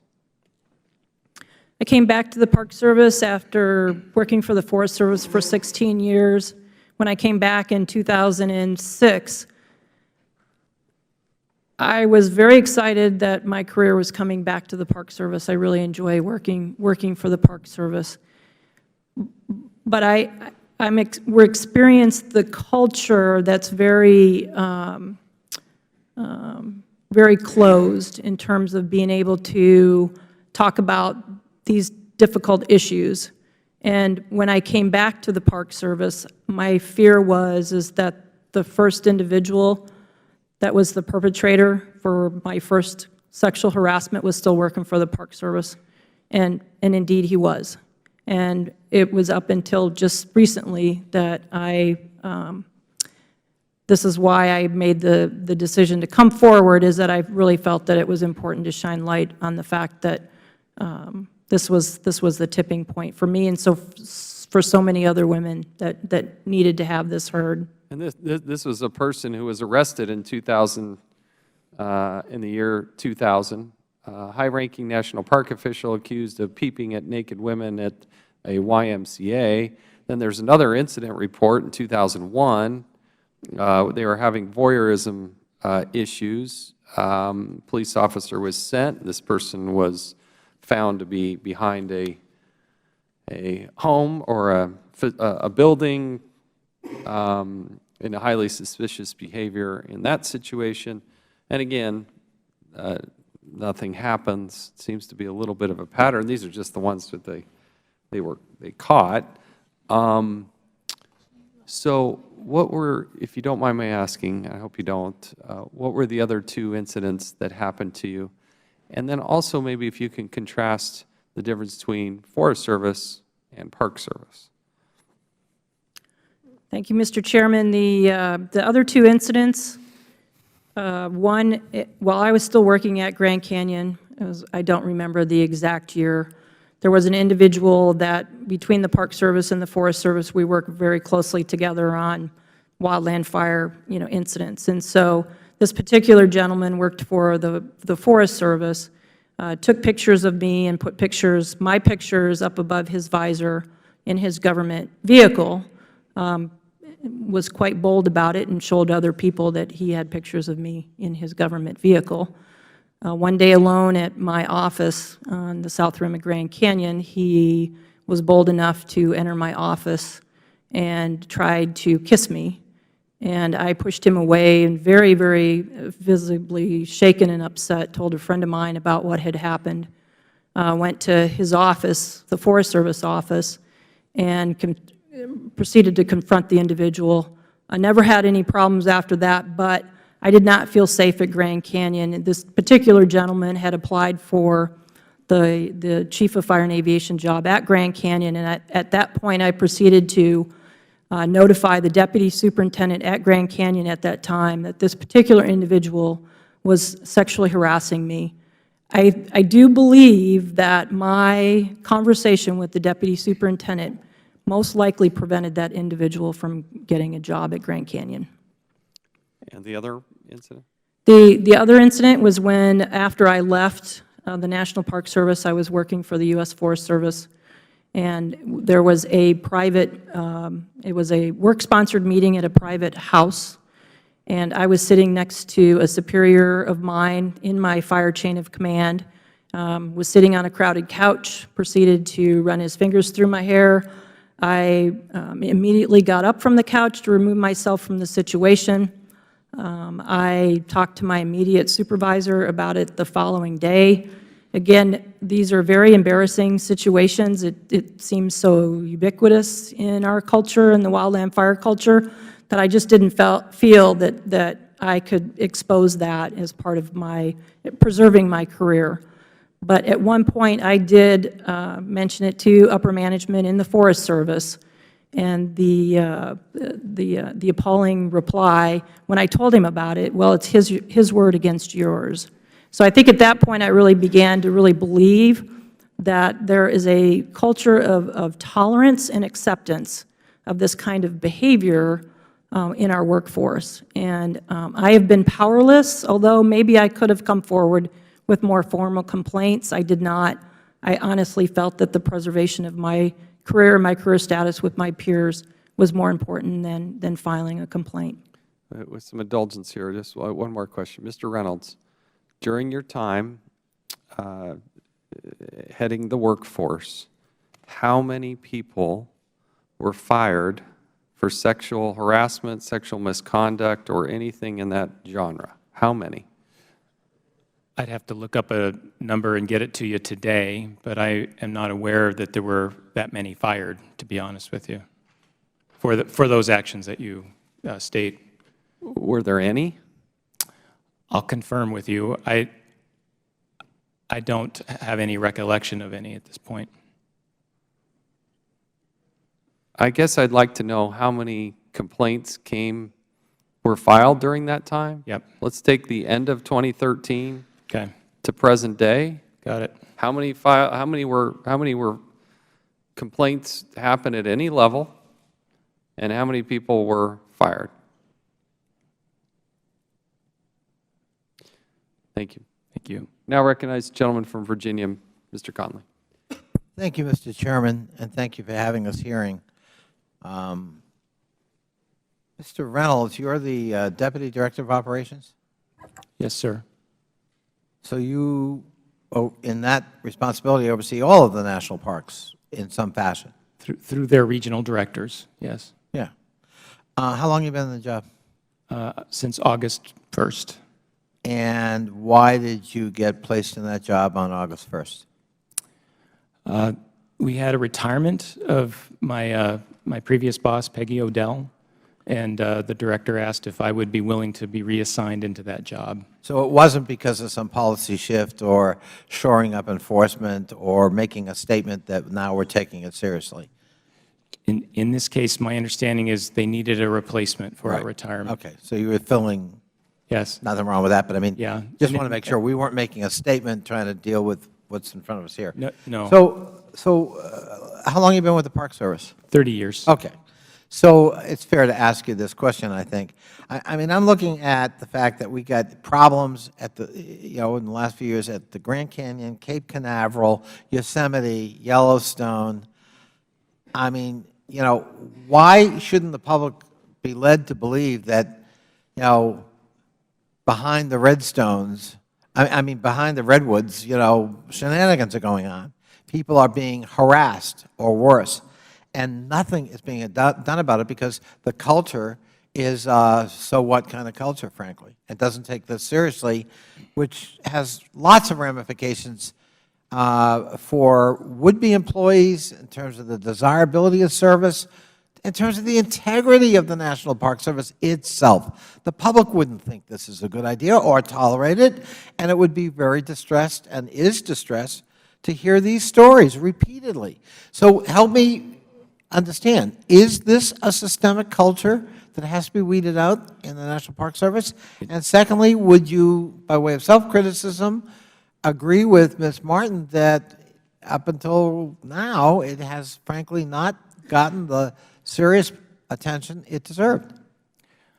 I would first like to say that I think a majority of our employees are some of the best-serving employees I've ever seen in the federal workplace, including folks like these, and they deserve a much, much better culture than we have. I hope it's not as systemic as it appears to be. Wait. They deserve a better culture than they have. That seems to be saying there is something systemically wrong with our culture. I believe we have a problem. Okay. And I believe we should be making very urgent change to that culture. Do we have, is there training or orientation before I put on that uniform as an employee of the National Park Service? There is. On this subject? There is a little on this subject. It needs to be more. All right. Tell us what is the SOP, standard operating procedure, when you get a report, whether it's anonymous? I assume you have a hotline, so if I want to protect my identity, I'm Ms. Martin, but I don't want to be fingered because I'm on the job surrounded by the people perpetrating the harassment. So do I have an anonymous hotline I can call and have it followed up on? Yeah, to clarify, there's a hotline, if you will, a reporting mechanism in each region for the EEO operation. We are establishing a new hotline as well, a third party. Does that mean that each region has its own SOP? That, in general, each region has its own offices. They should be operating from one Park Service-wide SOP, and that's something we're shoring up as we speak. So there is a manual that if I'm a regional director and I'm new in the job, where do I go to get guidance on how we handle these things? You go right to your EEO officer in the region, and some parks have EEO collateral duty, which is a fancy way of saying other duties as assigned, and They often are in HR, they might be in some other, depending on the size of the Okay. park, they might actually have a All full-time. right, sticking with SOP for a minute, because I'm trying to understand what's going on at the National Park Service. So I'm so-and-so, and I have been harassed. And I go to my supervisor. I don't do it anonymously. And I report that, you know, Fire Ranger X has put the hit on me, and very uncomfortable. I shouldn't have to put up with that. It's degrading, humiliating. I didn't sign up for this, and I want some action. What happens? They are referred immediately, if the supervisor does their job right, to an EEO specialist or to somebody at the hotline at the place that we were referring to. But you heard Ms. Martin's testimony. Her testimony is that when that happened, I think, to her, the answer was it's your word against his. Right? Is that right, Ms. Martin? That's correct. So, Mr. Reynolds, going to the EEO person didn't work. Yeah, we've got problems that I have to fix urgently. Mr. Healey, a lot of the complaints focused on the Grand Canyon, which shocked me. I mean, the Grand Canyon is so spectacularly beautiful. I can't believe that you are focused on anything other than that beauty, but apparently our Park Service rangers are. What's going on in the Grand Canyon by way of trying to address this issue so that it does not recur and that we've actually shifted the culture at one of the great icons on the world, the Grand Canyon? We do have the Park Service response to the OIG. There's 18 action items, but I think a very positive step was the assignment of our new superintendent, Chris Leonards. I think people at the park feel comfortable with her, and she's she called me on her second day on the job. She's definitely someone that will listen to us, and I think has been approaching our issues directly instead of pretending they aren't there. You know, she's there to make change, and I think that's a big positive step for us. Just final question, because I know my time is out, and I thank my classmate and friend from Wyoming in indulging me. But, Mr. Healey, would you agree with Mr. Reynolds that we got a lot of reform that has to happen in the culture? Absolutely. Thank you. Thank you, Madam Chairman. The gentleman yields back. Mr. Grothman is recognized. Thank you. First of all, there was an incident referred to by Chairman Chaffetz before, and I'm going to ask Mr. Reynolds about it, a situation where at first blush the wife was kind of over the husband. Is that true? In that situation, she does not directly supervise her husband. She's in the regional office, which is the next level up, sir. Okay. How long did that situation exist? I would have to confirm, but I think it's been many, many years that they've been in service. I mean, where she's, okay, kind of long-serving deputy. Office Yeah. above. Maybe more than 10 years at least. Okay. I'll give you another general question, and this to me is just, more evidence why no matter how tempting it may seem to my colleagues, you never, ever, ever want the government to do anything more than they have to. Mr. Healey, one more question for Mr. Reynolds. You said that you never knew since you were the head of HR anybody being fired for sexual harassment, right? You couldn't remember that? Yeah, I'm going to follow up for the chairman on the data, but it didn't hit. I was managing systems and processes. How long were you head of HR in this region? 2 years. 2 years. How many people you have under you? There's about 18,000 permanents, upwards of 20,000 by the time the seasons come in. So you were the HR head of over 18,000 people, right? In general, the way our system works is our regions actually run their own HR programs. We have sort of the overarching system and process oversight. Do you know in those 2 years how many people were let go, period, for anything? We fire quite a few, upwards of at least 100 people a year for various infractions. Okay, what do they usually do? There are often conduct issues. They might be caught stealing, or they might be the normal range of things that you might have happen. Okay, Mr. Healey, thanks for coming by. We got to ask you some questions. How pervasive is retaliation at the Park Service? I'm sorry, can you repeat that? How pervasive do you think retaliation is at the Park Service?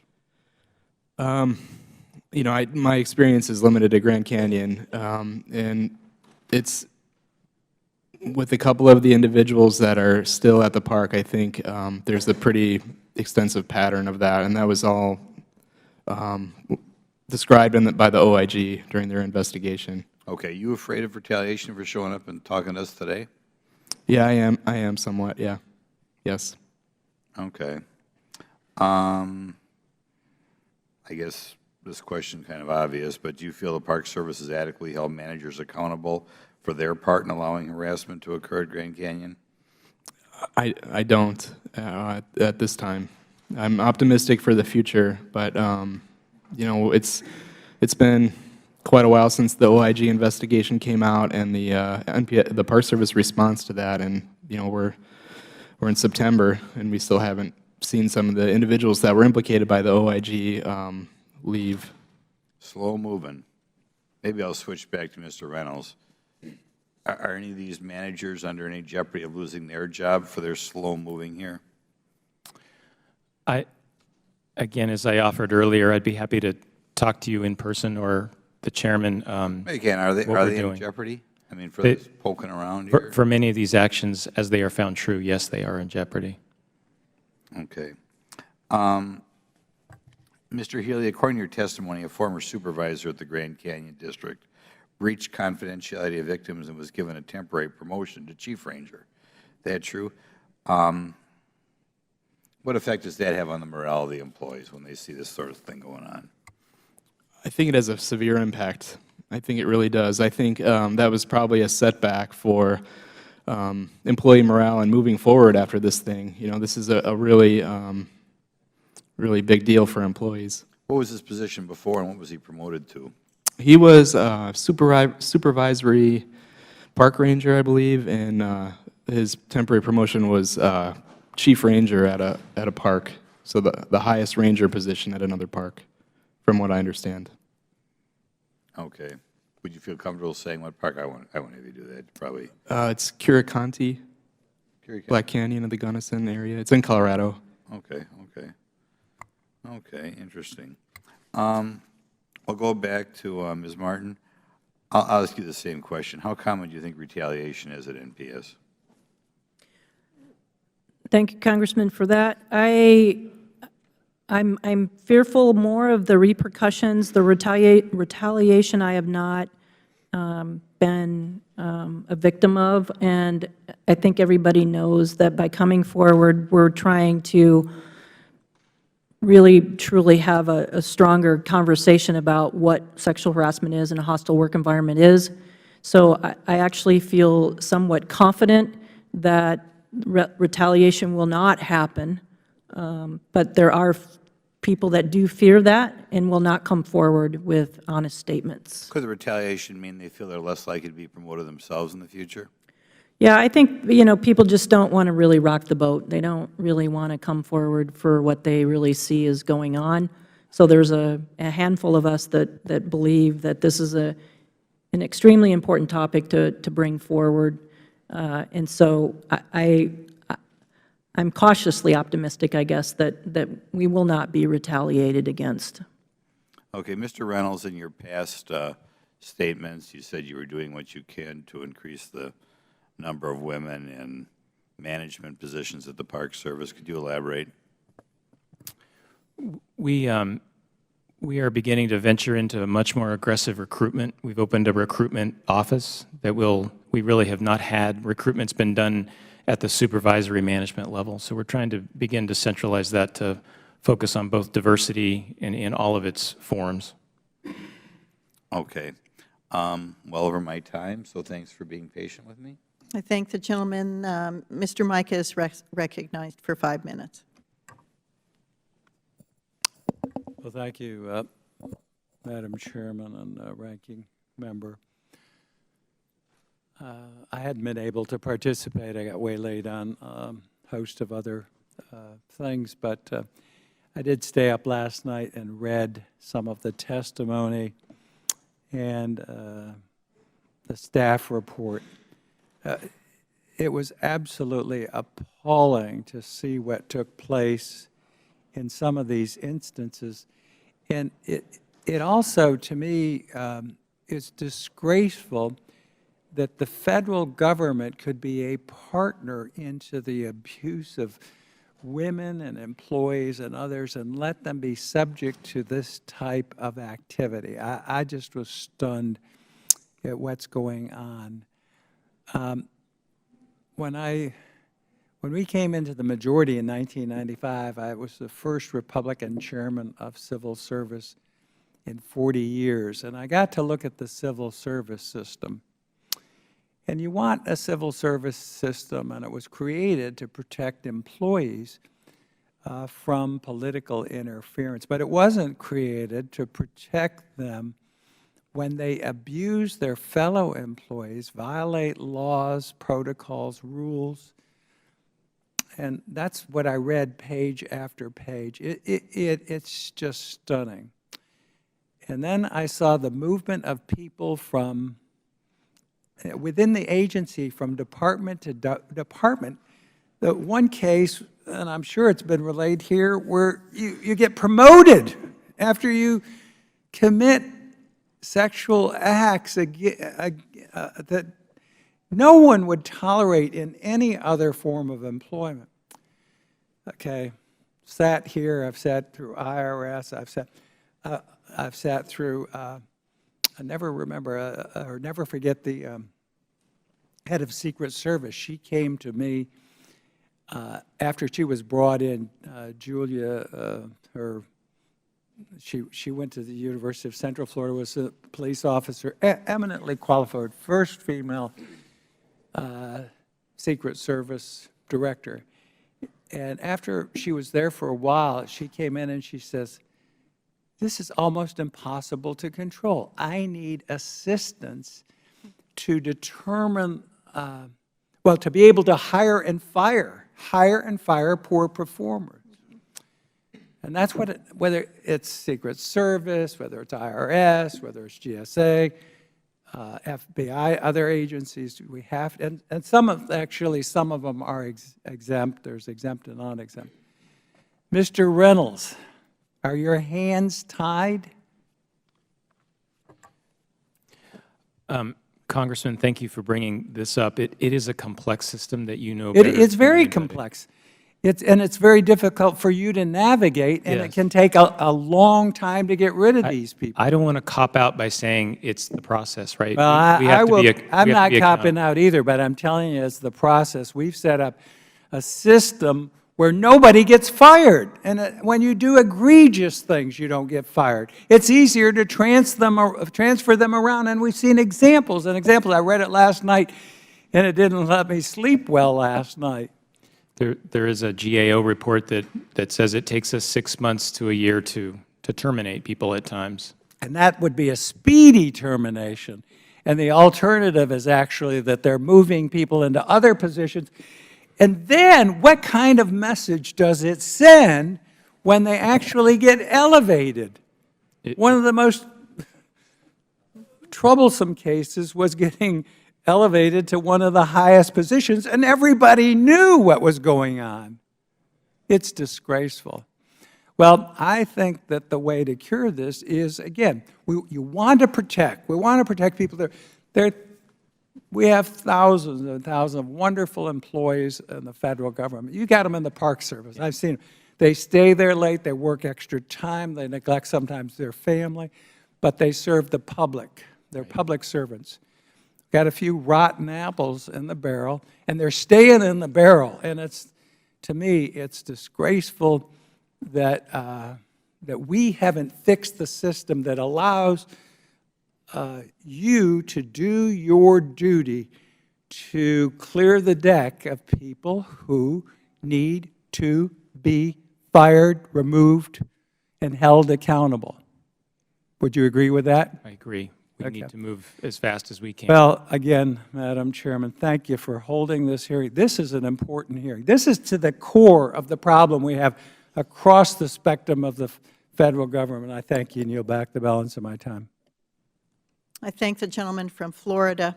I have 7 statements that I would like to include in the record without objection, so ordered. Mr. Healey, have you ever seen someone, let's say a problem person, a sexual predator, within the National Park Service, either transferred laterally or promoted? I don't believe so. Ms. Martin, have you ever seen someone who was known to be a problem employee for the reasons we're meeting today, either transferred laterally to a different NPS property or promoted? If you refer to my testimony regarding my first sexual harassment incident at Grand Canyon, that is an example of how an individual was laterally moved and promoted. Well, what we've heard today are terms like toxic work culture, a closed culture. We've heard go along to get along culture. And we know that within the National Park Service, there are plum assignments. People will stay regardless of how long it takes or what they have to put up with to get to some of those crown jewel properties because they love their jobs so much. In some respects, that's rewarding loyalty. In other respects, it can create a toxic work culture.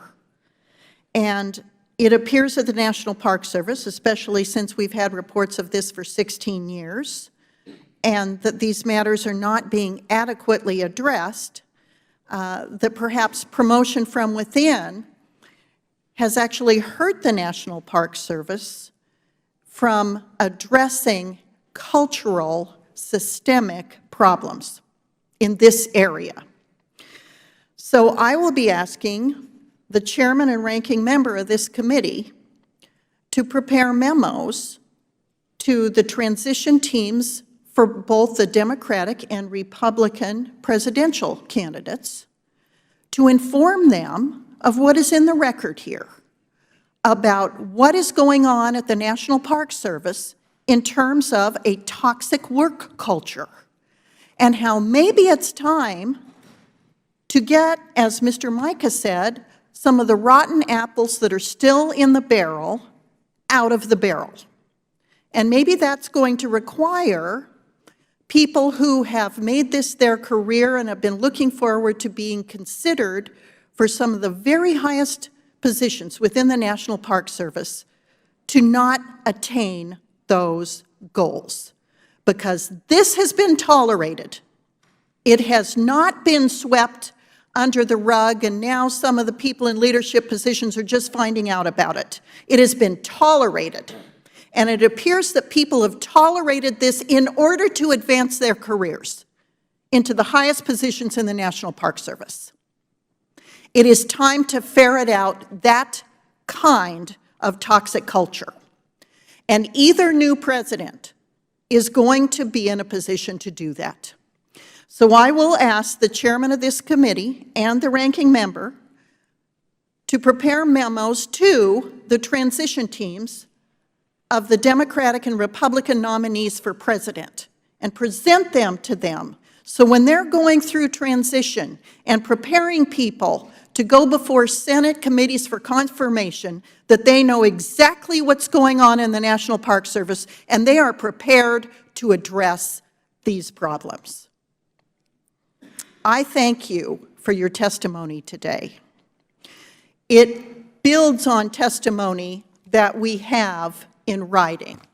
It builds on reports that we've had for 16 years that have gone inadequately addressed.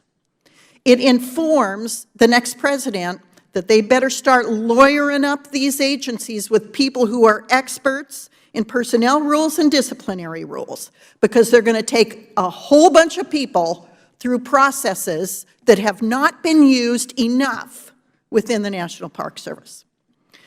I now recognize the ranking member, Mr. Cummings.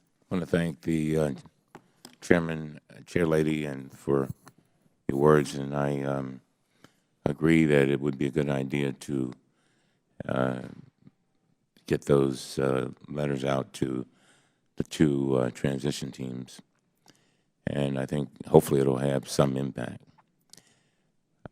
To you, Ms. Martin, to you, Mr. Healey, I thank you for coming forward. This is not easy. Can't be. When I think about you, Ms. Martin, having left and then come back, and I was just reading the file of the person who was a peeping Tom.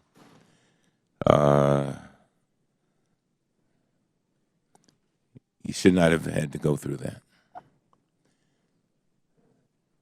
And you know, I often think about how people come to work every day.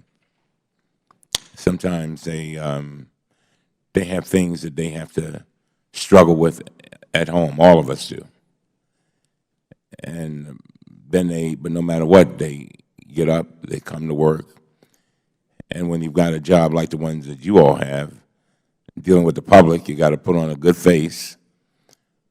And you got to be the best that you can be.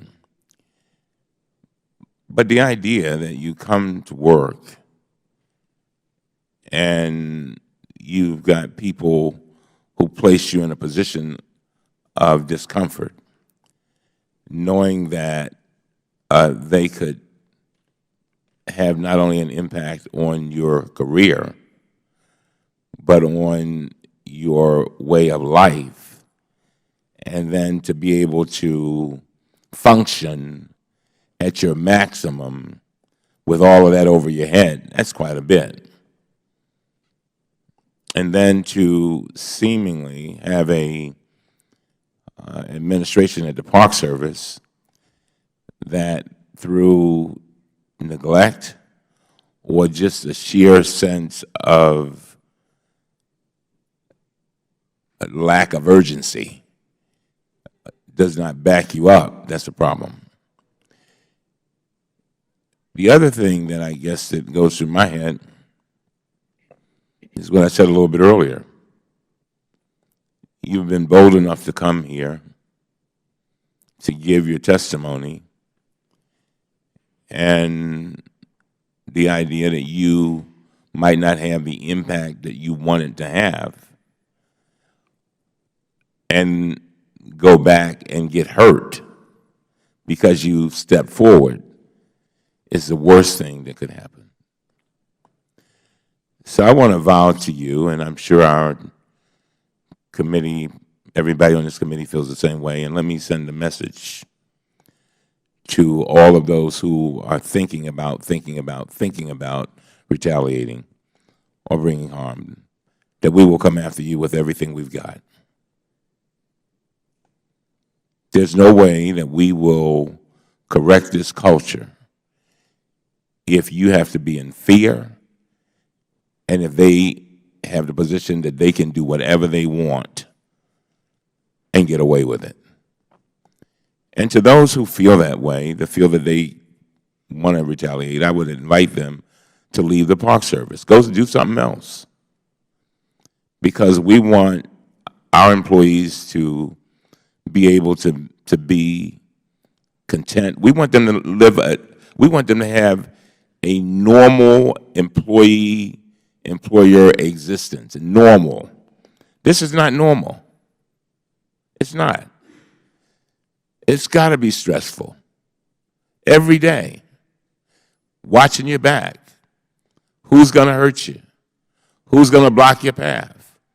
What's going to happen when you come up for a promotion? Who's going to be whispering things? Oh, she's not this or he's not that. And then you never even know who did it. So all of that's got to be stressful. And then I go back to what you said, Ms. Martin, with regard to that whole balancing thing. Do I tell or do I be quiet? Do I say something? Because if I say something, my career may be ruined. And then what am I going to do? How am I going to feed my family? Those are real decisions. And so, you know, I know there's a survey coming out, Mr. Reynolds, but the thing that struck me is that 16 years ago, a similar survey came out. Is that right? And when folks were asked about sexual harassment, they were asked this question: have you personally experienced sexual harassment? 52%, hello, 52% of the respondent females in law enforcement positions in the Park Service said yes. And an astounding 76% of the respondent females in the United States Park Service answered yes. What's that about? And did you see that? Did you see those things when you were there? You know, we talked about these incidents. When you held the position that you held, head of HR, whatever you called it, did you see some of this? I did see incidences come through in terms of cases. We haven't had the data to understand it the way that survey describes, which is why we want to do a second, this new survey, and to do it right this time. But this was 16 years ago. Yes. All right. We've got problems. Yes, sir. And we got to correct them. And I would like to say that I will personally ensure, and you may hold me absolutely accountable, that these people will be protected with their careers and their lives. And see, they know the names. They know the names. They know the names. But you know what? You can know the information and know the names. But when you've got this culture, even giving up just the mere giving up the names will cause them stress. Am I right, Ms. Martin?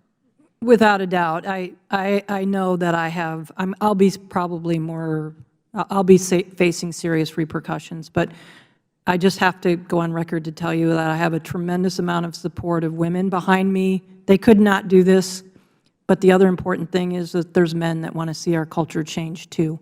Well, that leads me to my last statement, and I'm so glad you said that. I'm so glad you said that.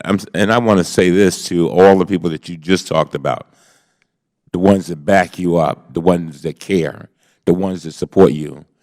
Absolutely. They are, and they got to understand that they are the solution. They really are. They have to be that critical mass. They've got to stand up. They've got to back you up. And then hopefully more and more will come forward. And if changes need to be made at the top, they need to be made. But they have to change it, help us change it. Because they are there. You're on the ground. They're the witnesses. Okay? I've often said, through our pain must come our passion to do our purpose.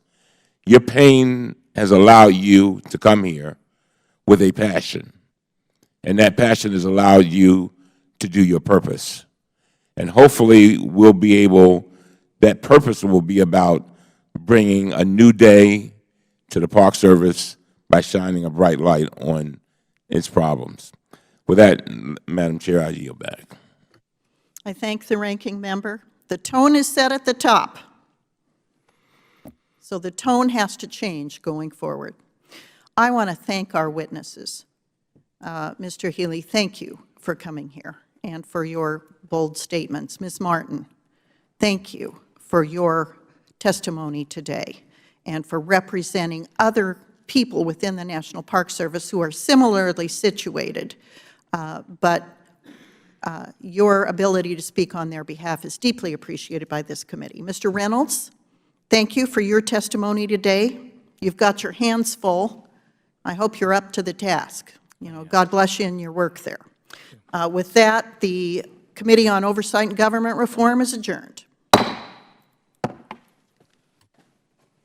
you. Thank you.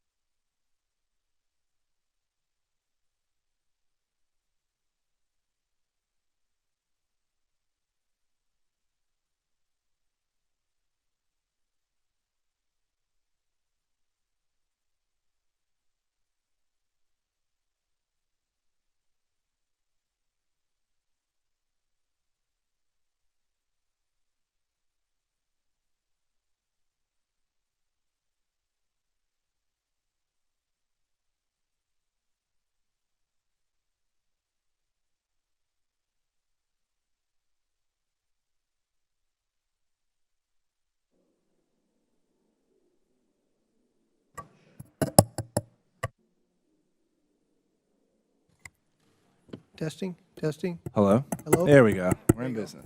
Test, test. I'm supposed to do it that loud? Test, test. All right.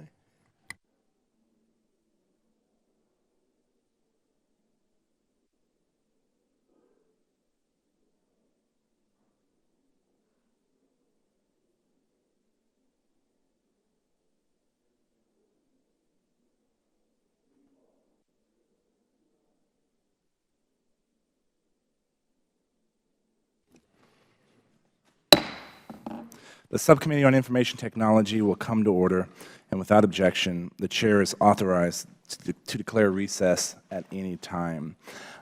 We are going to be a little pressed for time today. We're going to have a hard stop before votes come out. And so with that, I am going to submit my opening statement for the record so that we can get to the reason why we're here, and that's to talk to our great panel that we have today. And I'm going to hold the record open for 5 legislative days for any members who would like to submit a written statement. I want to recognize our panel of witnesses. I'm pleased to welcome Dr. Joan Farini Mundi, the Assistant Director of Education and Human Resources at the National Science Foundation. Mr. Scott Montgomery, Vice President and Chief Technical Strategist at Intel Security. Mr. Gene Bowman, Executive Director of Alamo Academies and from my hometown of San Antonio. And Emil Cambry, the founder of Blue 1647. And welcome to you all. And pursuant to committee rules, all witnesses will be sworn in before they testify. So please rise and raise your right hands. Do you solemnly swear or affirm that the testimony you are about to give will be the truth, the whole truth, and nothing but the truth? Thank you. Please be seated. Let the record reflect the witnesses answered in the affirmative. And in order to allow time for discussion, please limit your testimony to 5 minutes. And your entire written statement will be part of the record. And again, thank you for being here on such an important issue of closing the talent gap in federal IT. In my 21 months, this is the one thing I've heard consistently as a problem, not only in the government, but in the private sector. And it's great to have such a distinguished panel here to talk about this and also advocate some ways that we can help work together and solve this problem. And with that, I would like to recognize Dr. Farini Mundi for your opening remarks.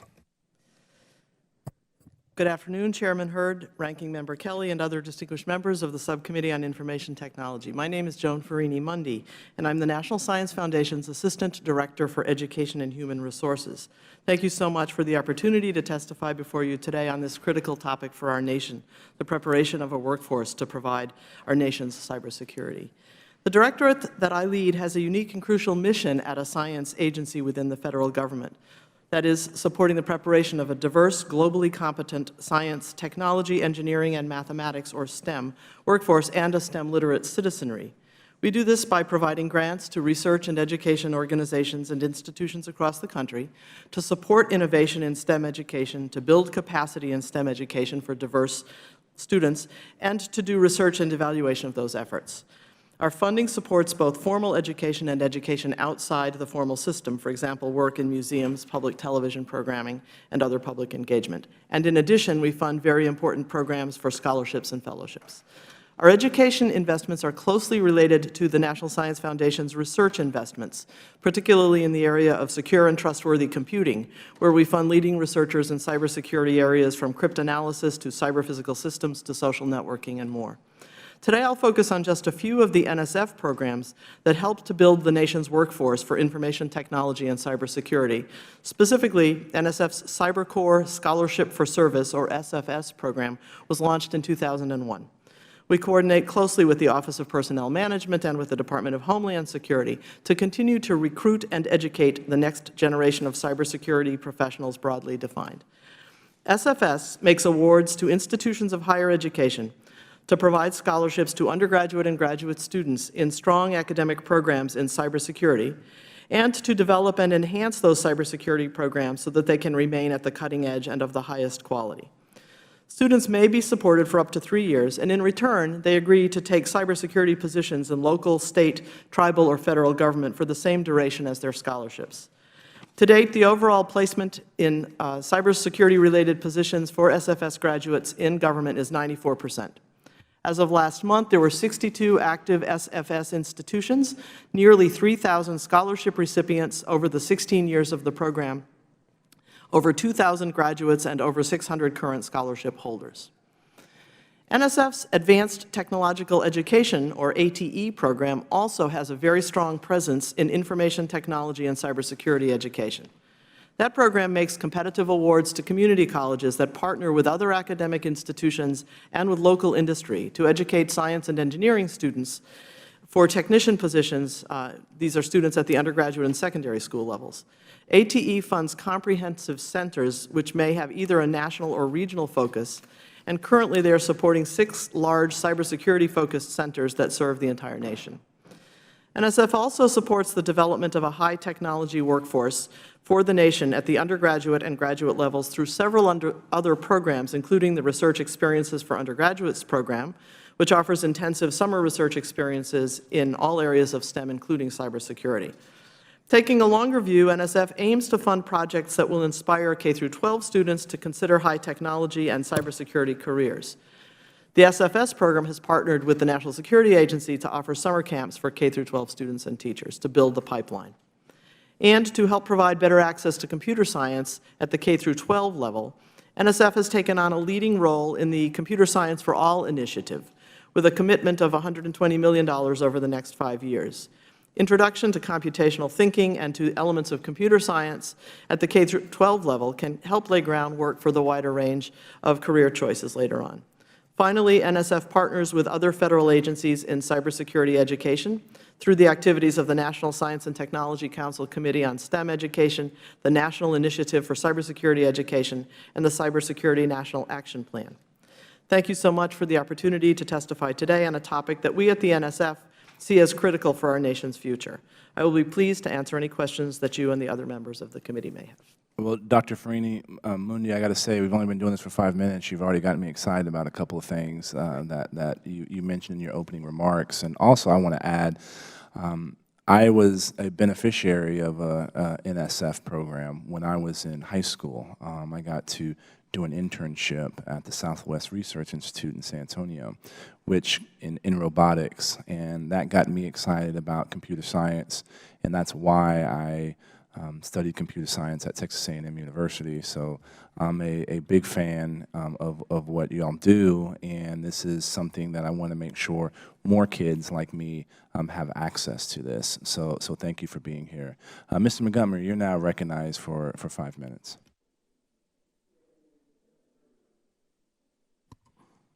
Good afternoon, Chairman Hurd and members of the committee.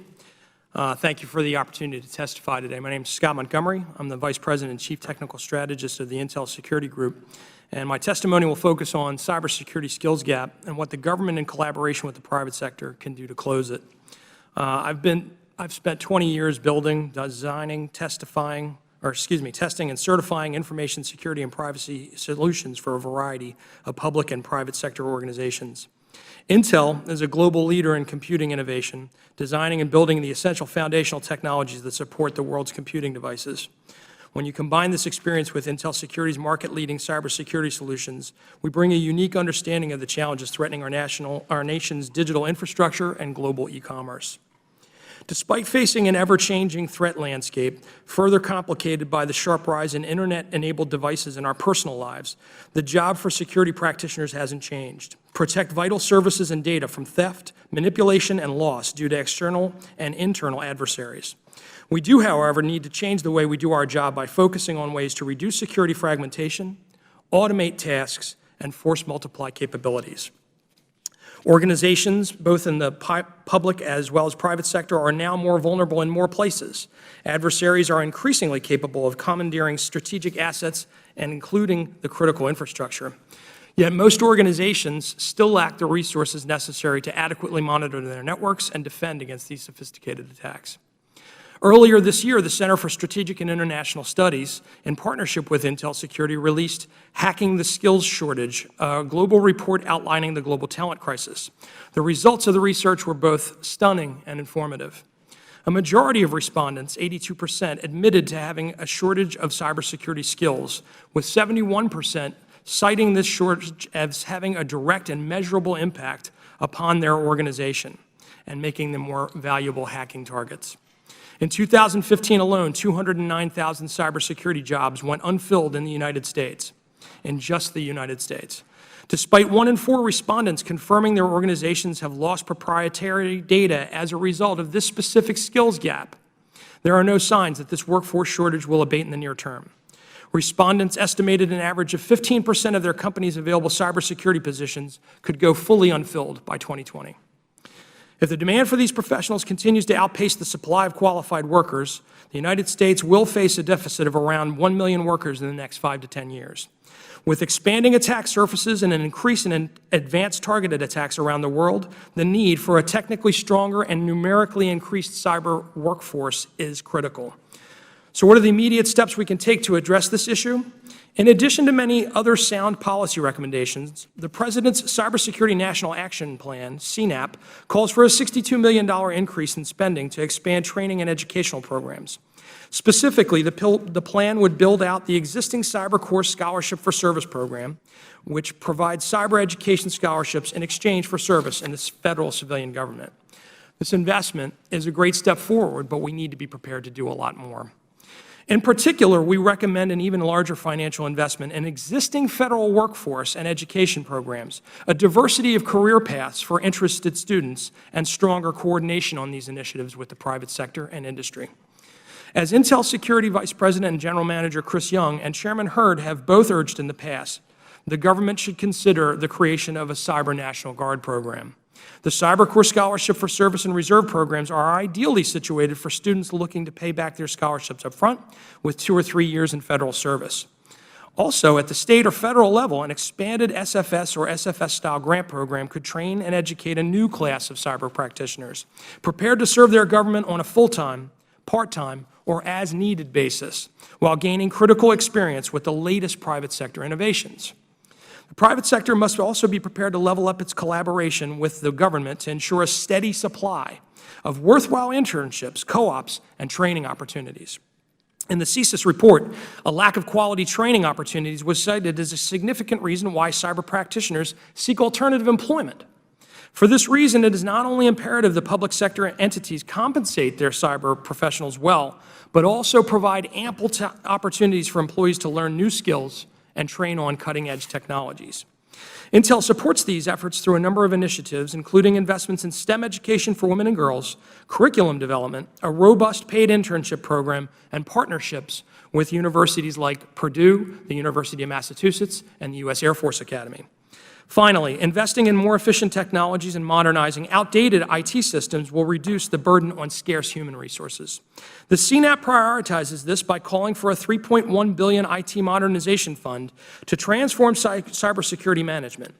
This initiative has received some congressional support with the introduction and successful markup of the MOVE IT Act, which would enable retirement, replacement, and modernization of legacy IT that is difficult to secure and expensive to maintain, and reward government departments and agencies who go through harvesting money back out of their programs. Building out these education and workforce initiatives in tandem with investments in more efficient cyber technologies will make a vital down payment toward closing the cybersecurity skills gap. I'd like to once again thank this distinguished panel for giving me the opportunity to discuss these challenges and strongly believe that public-private collaboration will continue to be our best defense. Thank you.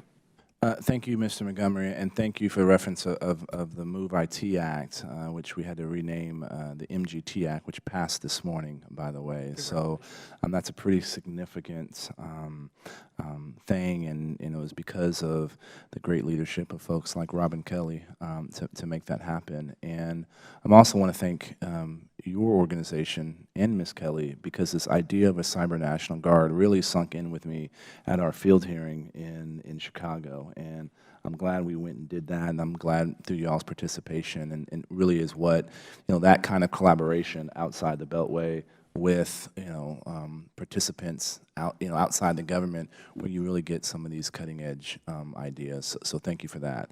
Mr. Bowman, welcome. Did you bring me any breakfast tacos? I should have. I ate them. Sorry. Well, Mr. Bowman, you're now recognized for your opening remarks for 5 minutes. Thank you very much. Mr. Chairman and members of the committee, I'm pleased to be here today speaking to you on behalf of the Alamo Academies. The Academies are an outstanding program providing opportunities and clear pathways for young men and women to achieve their American dream. I'd like to briefly describe the model and then spend the remainder of the time sharing a few stories of our successful graduates who are today closing the talent gap in the federal IT career field as well in the private sector.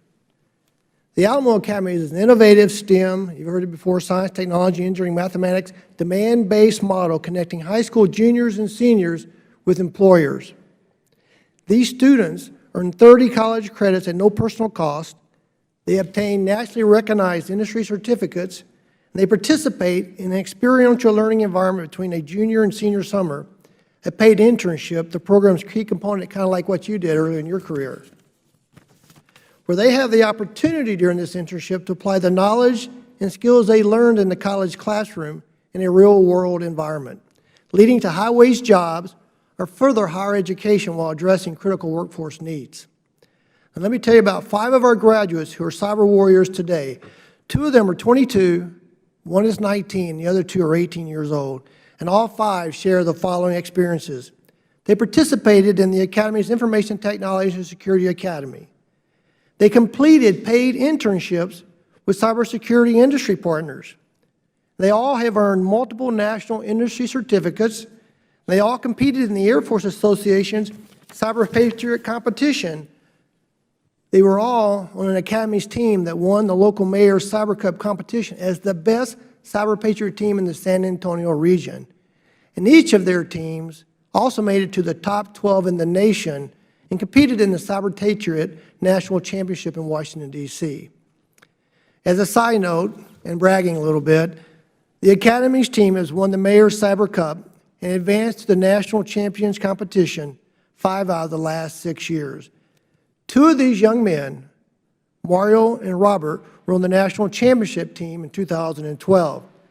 Both Mario and Robert and the other 4 team members accomplished their paid internship with the Department of Defense at the Air Force's 33rd Network Warfare Squadron as entry-level security analysts.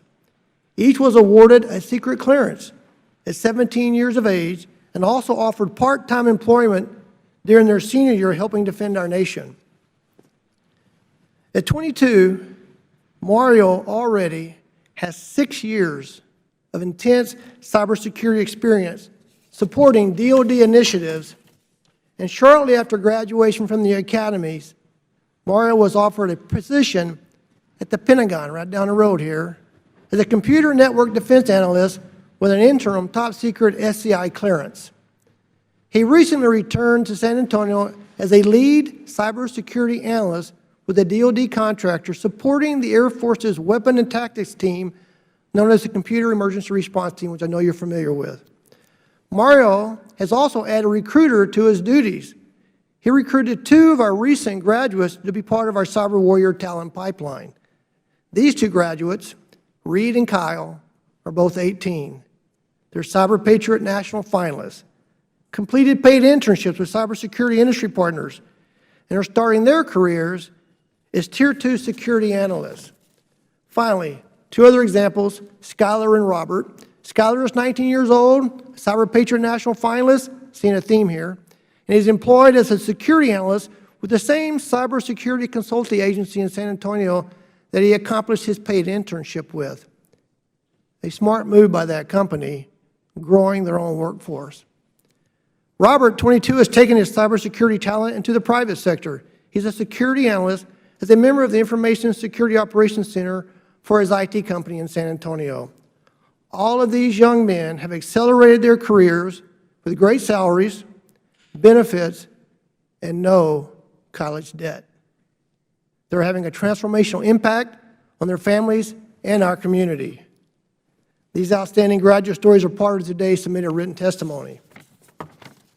So the moral of this story, a solid model, the Alamo Academies, a community collaborative, with college-level instruction, national industry certificates integrated into the curriculum, connected to industry through paid internships where the student receives real-world experiences and mentoring, and providing opportunities to participate in competitive programs like Cyber Patriot, is producing outstanding talent immediately out of high school to help close the talent gap in federal IT and the private sector. I want to thank you for your time and the opportunity to share the Alamo Academy story. Mr. Bowman, thank you for that, and it gives me hope that we're producing the kind of talent we need in order to defend our digital infrastructure. Thank you.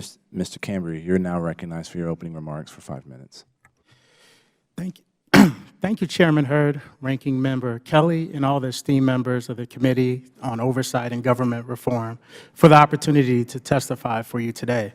My name is Emil Cambry. I'm the oldest child of an immigrant from Haiti and an African-American woman on the west side of Chicago. In their youth, my parents endured the frustration of economic hardship and the pain and indignity of racism and anti-immigrant sentiment firsthand. But they overcame the frustration, they overcame the pain, and they overcame the indignity to become a doctor and a nurse. They had the work ethic and the access to opportunity necessary to do what statistics said they never would do, succeed. And they made sure they did everything possible to give my younger brother and sister the opportunities to overcome the obstacles necessary for us to attend top institutions. Thanks to their sacrifice, I was able to study economics at the University of Chicago and business at Northwestern University's graduate school.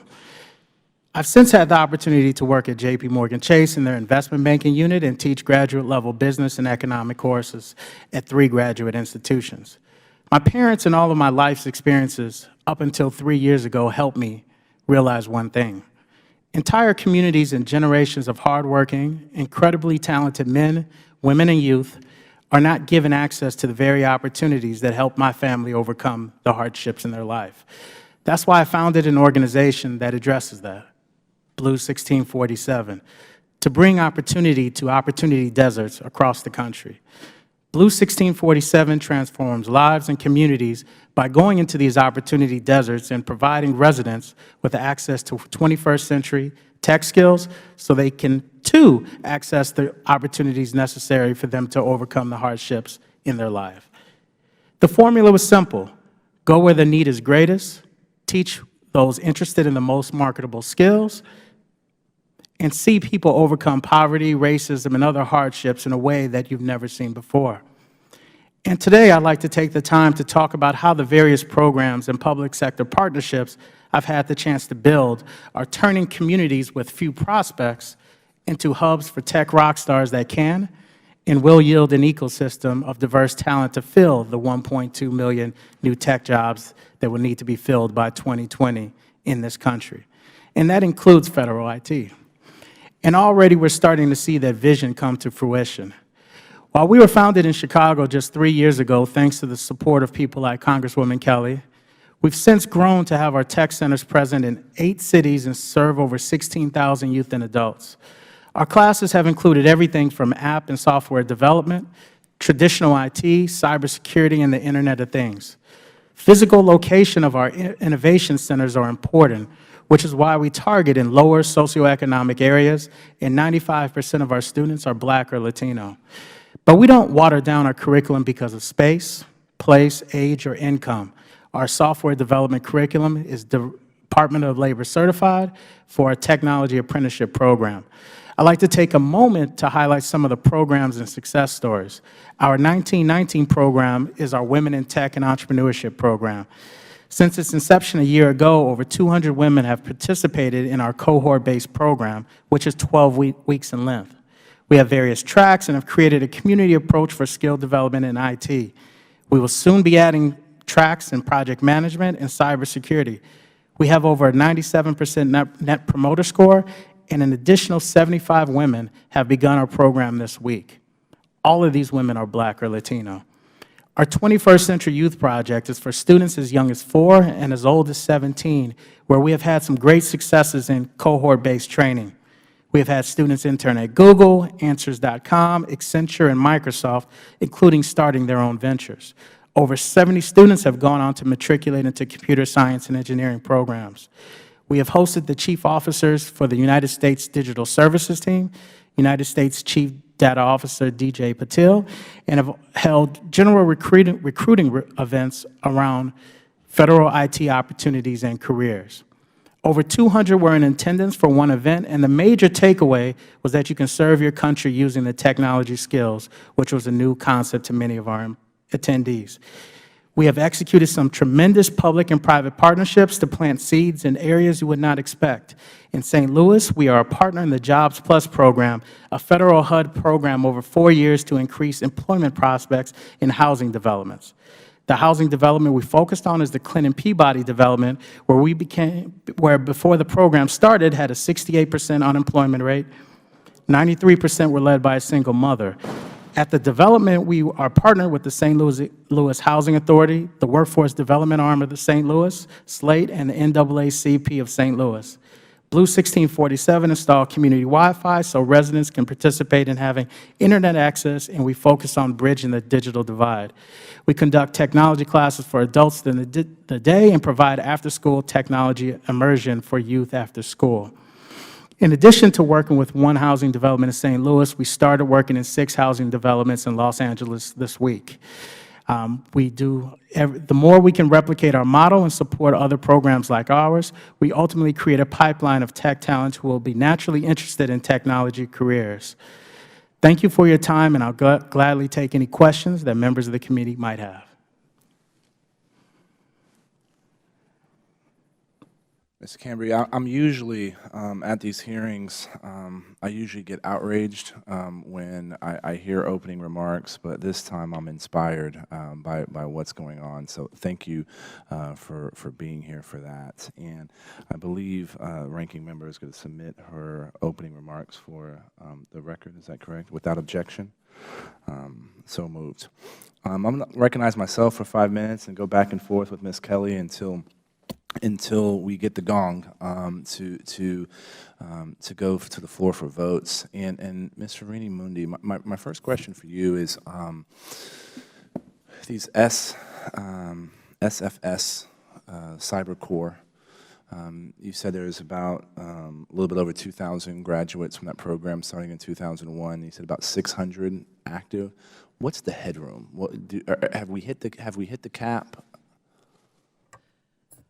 Well, we're always looking for institutions that can come into the fold. We're funding about 62 different institutions right now, and so a big piece of our activity is to build capacity in more places so that we can broaden out the access for students more widely. So the scholarship, it's basically a scholarship. There's a dollar amount, it's a range, right, depending on the institution. How many more of these could we be doing? Well, let's assume we have, miraculously, I'll let you borrow my magic wand. We have these institutions. Do we have an idea of, is it 600 more students? Is it 100 more students? Is it 10 more students? I mean, we could get back to you with a closer analysis of that. It varies by institution type. Right. We're trying to build up our involvement with community colleges so that we, again, see more of a pipeline. Could we make, I'm sure Mr. Bowman would love to be the first and the, to help be one of the ones that help make that. I don't want to speak for you, Mr. Bowman, but I'm assuming you're not part of the 62 institutions that receive some of these cyber core grants or scholarships. Is that correct? Mr. We're not today, but we surely can be tomorrow. Making things happen, huh, Robin Kelly? Right here. And one other thing, and I'm interested in this in the cyber core primarily to figure this idea of a cyber National Guard, right? These are going to be folks that don't go necessarily in the DOD or the NSA, but Social Security Administration, Department of Homeland Security, Department of Interior. We need people there, and they need and to be able to get them out of university when they know that they're going to spend X number of years there, and that they probably have a job already waiting, a good paying job with a company that is willing to loan them back to the federal government. It's important. And so I have a lot of questions around that. But the Computer Science for All program, is that something that Blue 1647 is able to tap into? And I love your thoughts on whether that is, and Mr. Cambry, whether that's something that you're even interested in. I mean, absolutely. We We have a number of different places where that program is being funded, most primarily in our innovative technology experiences for students and teachers. And we accept applications from all eligible places. Would love to have great connections that go beyond the set of institutions that we typically see. So inclusion is a very strong emphasis for us. The other place where we are seeing phenomenal engagement from communities, from community-based organizations, from a variety of industry sectors, is on our new Includes program, which has 7 of its 37 first awards are collaboratives among community organizations focused on high-tech engagement with minority students. Mr. Camby, are you willing to participate and learn more about it? Absolutely. And for centers like our housing developments, we really look at that as truly a model that we can truly expand and scale, and having programs that with the curriculum that's already tried and tested only makes our jobs easier, which is trying to create a culture of technology development to get people excited and engaged and pursue paths and careers in technology. Great, thank you. And back to the Cyber Corps for a second, the CNAP talks about investing more money into that program. So again, when you get back to me on the details, where do we think that headroom is, right? Because look, in Texas alone in 2015, we had 42,000 computing jobs that went unfilled, right? And we're not producing enough to fill that. And that's just in private sector, I believe. And the need in the federal government is even more. And so I'm going to stop there and turn over to my ranking member and come back and ask some more questions about kind of structurally how we can do this in the private sector. Rob, my good friend and the distinguished gentle lady from the great state of Illinois is now recognized for 5 minutes. Thank you so much. First, I just want to congratulate you on all your hard work with the bill that was passed today. It showed bipartisanship, which people don't think we can do, but we have done that on this committee, and welcome all of you. I just, though, have to give a special shout out to Mr. Cambry. Emails on my STEM council that I started when I came into Congress. I have a STEM council and a STEM academy, and he's helped us greatly, so thank you so much, and thanks for all of your testimony. I, too, am very, very concerned about the jobs that go unfulfilled, but also the lack of Latinos and African Americans that are prepared to fill those jobs, and it's extremely important. And when I think about a district like mine where our unemployment rate is, even though everything has gone down, but it's still higher than the national average. And then when I visit companies and I hear that they can't find, they don't even need to be college graduates, but they still can't find people to fill those positions. So I'm very interested in how we can diversify and fill those positions. And they're positions that are not minimum paying jobs, but good paying jobs that you can have middle class income and do the things that you need to do. I had a set of questions, but listening to you guys, what more do you think that Congress needs to do to help reach these goals of filling these jobs, more diversification? Do you see, beside things we're doing today, what more, how can we be more helpful, I guess? And that's anybody. Don't be shy. I think one of the things that is already in motion, if you look at this administration, this has been a very forward-thinking, forward-leaning administration with respect to cyber. The number of policies, the number of directives, the risk management framework itself. One of the things I would urge is that regardless of what happens shortly, that energy continue, because this is a topic that we can't take a 4-year break on. Right. We can't take a 4-hour break on. We can't take a 4-minute break on.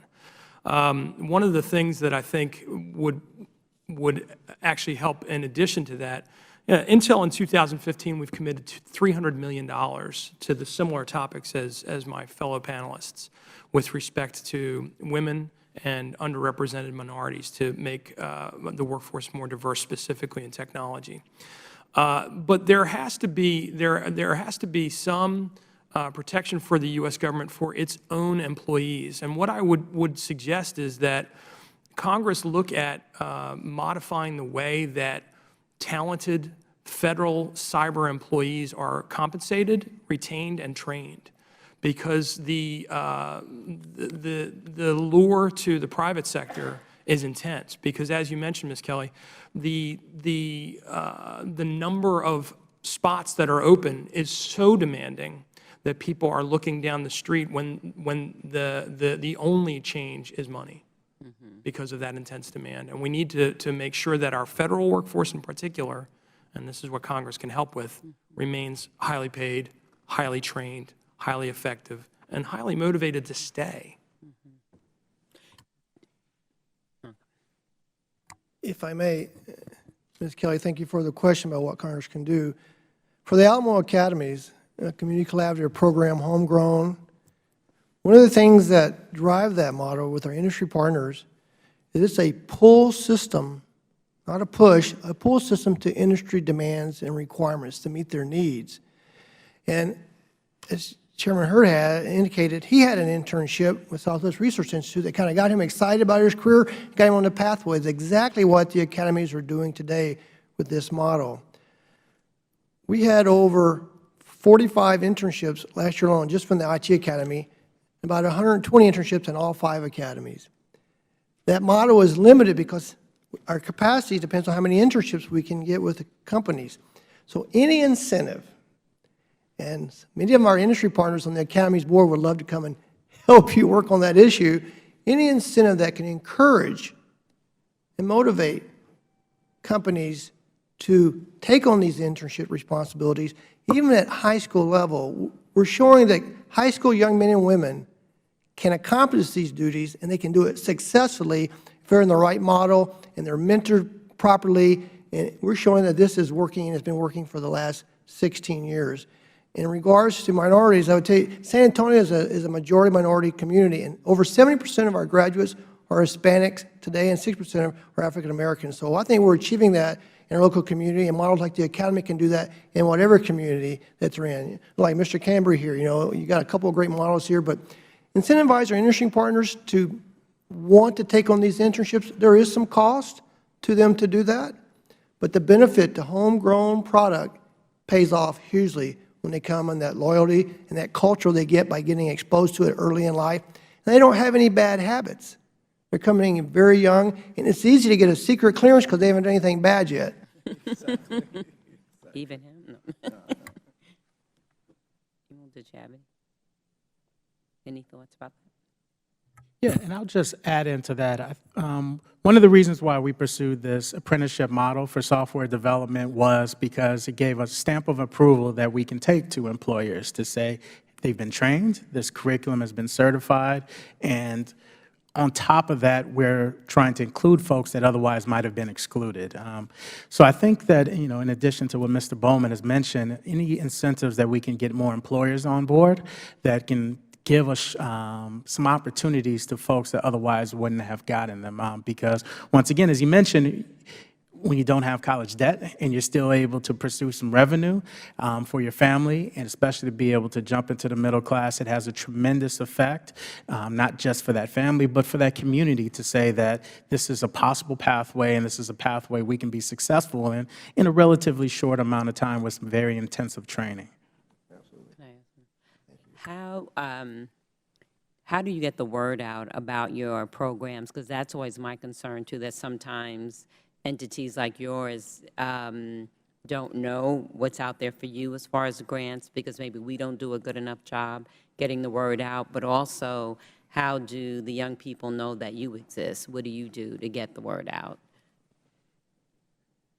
Any order. May I just, so it's funny that you're asking that, because I was thinking the exact same thing. With respect to Mr. Bowman's comments, I think there would be a line of employers with paid internships and programs where a matriculating student would enter the internships organization. I think people would line up around the block. Because they don't have an alternative today. And I think the challenge is one of awareness. One of the things that we're doing, and we've sort of relegated our efforts to higher education, is with respect to that exact kind of awareness between local centers, such as the University of Massachusetts. We reach out to local employers who are having trouble employing and doing internship programs for kids who are currently in hands-on programs at the university. I think industry can help by joining forces with the kinds of organizations that NSF and other government organizations have designated to say, look, here's a workforce that wants to work. They actually want to work, and they want to come help you with your problems. We constantly get asked for those resources. We don't have them either. So I think it is absolutely a challenge of awareness, but I think industry can help with those kinds of outreach as well. If I may, opportunities like this to be able to come to Washington, D.C. and talk about programs that are being successful in the communities that are working together. There's been a historical bias that you had to be a four-year graduate to be in the IT career field. And fortunately, the last 6 or 7 years, programs like the academies, connecting with opportunities like the Air Force Association Cyber Patriot program, where they're getting these young men and women exposed to these opportunities so much earlier in life, that you're creating that skill set that they can do the job. And now we have enough, well, we don't have enough, but we're getting graduates out there in the community with Department of Defense, defense contractors, and they're showing them that they can do this work. So we don't have the companies lined up yet, but I believe in just a few short years with more marketing and exposure. And so there's multiple career pathways. You can go to college. Robert, one of our examples, went straight to college and came out and got offered a job a year before he graduated. One of them went right into the workforce. Mario went up to defense, he went to Pentagon, so he used a career path. And the other three are using a hybrid. They're going to community college, getting associate degrees, minimal debt, getting scholarships while they're working, continuing their higher education because they see the benefit of it, but they also have that experience. So here's young men and women getting exposed to that culture and excited about it, and industry starting to get excited about it as well. So the more we can do to encourage and let our industry partners know that these young men and women can do this work, then we're going to have them lined up at the door, and we can meet that need. Thank you. Could I just add one other dimension to think about in this context? And that has to do with the rapidly changing landscape of the cybersecurity world. And so at a place like the National Science Foundation, it's very important for our research investments in such areas as access control and cyber-physical systems and privacy and data analytics and so forth. All of that research is teaching us about this rapidly changing landscape. And it's important, I believe, in thinking about the curricula, the experiences that students get in their preparation, for us to keep in mind that this is a dynamic field where we need to continually be updating, be offering internship and authentic experiences so students are working at the cutting edge as early on as they can in this domain, which is part of what makes it both exciting and challenging. It has to stay very current. With the academy, we have the council, actually, we have someone from the elementary level and then 2-year, then 4-year, because that was, and then the industry people, because the concern was getting the young people interested anyway to what their appetite, but then making sure the high school and the community colleges are teaching what needed to be taught. Did you have any? I'll just add in one last thing. Anytime you have a little bit of success, someone gets a job or an opportunity, it creates a ripple effect. Yesterday, I got word that one of our students, we partnered with an adult school in Compton, California. One of the students got their industry certification in cybersecurity, and they recently got offered a full-time job at Hewlett-Packard. And all of a sudden, I get 50 emails today about folks who say, hey, what is it that your program does? And so I think those kind of small successes have a ripple effect, but you're starting to see people to say, I can be successful in this space. Thank you. One of the things that I think Homeland and the Continuous Diagnostics and Mitigation Program did well was it put together a framework for organizations to understand their cybersecurity posture, where their gaps were, and how to improve. One of the things that we could do similarly is to create this clearinghouse of these kinds of organizations and academies that have interns available, what their level of training is, what their level of certification is, where their location is, in order to incent employers, both government and non-government, to have a place to go to fill this need, even if it's with interns and temporary assignments. Because any work that they're doing is going to help the organization as well as the candidate get some real-time, hands-on experience. But that clearinghouse of these organizations like Mr. Cambry's, like Mr. Bowman's, I'm not aware of it. That would be ideal, because then people can shop by their location, shop by their need, and help benefit the local community as well. I'm going to recognize myself for another 5 minutes. So I think we've, here there's consensus that there is a need in the IT workforce for professionals who have received their skills through training, certificates, or a degree that is not a traditional four-year model. Is that consensus there? And Dr. Farini-Mundi, the Cyber Core program can be used for those types of things. Is that correct? Certainly, we, particularly in the capacity building area, we can be funding the design of innovative curricular approaches, different durations of training, and particularly the connection to the two-year colleges. Yeah. But scholarships as well? Yes, scholarships also go to two-year college students. Gotcha. Yep. So what do we need to do to grow the program? And what do we need to do to grow the program? And just so I'm clear, if I'm a senior in high school, do I apply to OPM for this scholarship and then take it to a school, or do I have to apply to one of the 62 institutions for that specific program? Right, so you have to apply to one of the 62 institutions, and OPM does a very good job in publicizing these institutions and the program. So that's one thing. But your other question about what would it take to grow this program, in our fiscal 17 request, we have indicated that we'd like to lay the groundwork with an increase for SFS alumni to be available over the course of their careers to help the federal government respond to cybersecurity challenges. So this is related to the reserve idea, to the cyber surge core idea. But at the same time, for us at the National Science Foundation, I believe we're beginning to think about this systemically. So we do have the SFS program with its scholarships, but I mentioned our Includes program, our Advanced Technological Education program, this Computer Science for All initiative. And I think that leads me to believe a more systemic look by us inside our agency at how we think about the pathways, at how we kind of build the context, connect to the research. That would help us address the challenges that we're trying to address in a more comprehensive way. Good copy. Mr. Montgomery, your point about the draw of the private sector. Now, the value in this, the cyber core or a National Guard is saying you're going to commit to the federal government for a length of time. If it's the length of time of what your scholarship is, or we say it's 4 years or something, that is what gets someone into the ground floor at protecting digital infrastructure. And then if we add on top of that, there is participating entities or companies that are willing to help loan those folks back, as their National Guard experience. How do we structure that in such a way that it's not disruptive to business operations?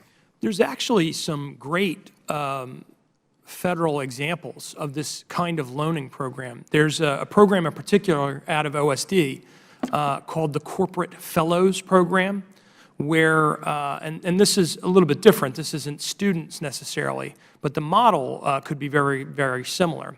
An officer grade 6 is loaned out for a year.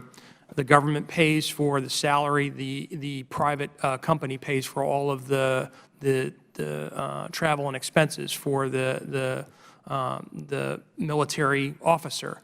But they're embedded with the company for a year. And the thought is that they'll return to their rotation with cutting-edge management technique and experience with respect to what private industry is doing. I can see the same exact thing being with respect to this National Guard of cyber warriors as well, because the demand in both industry and the private sector is so intense.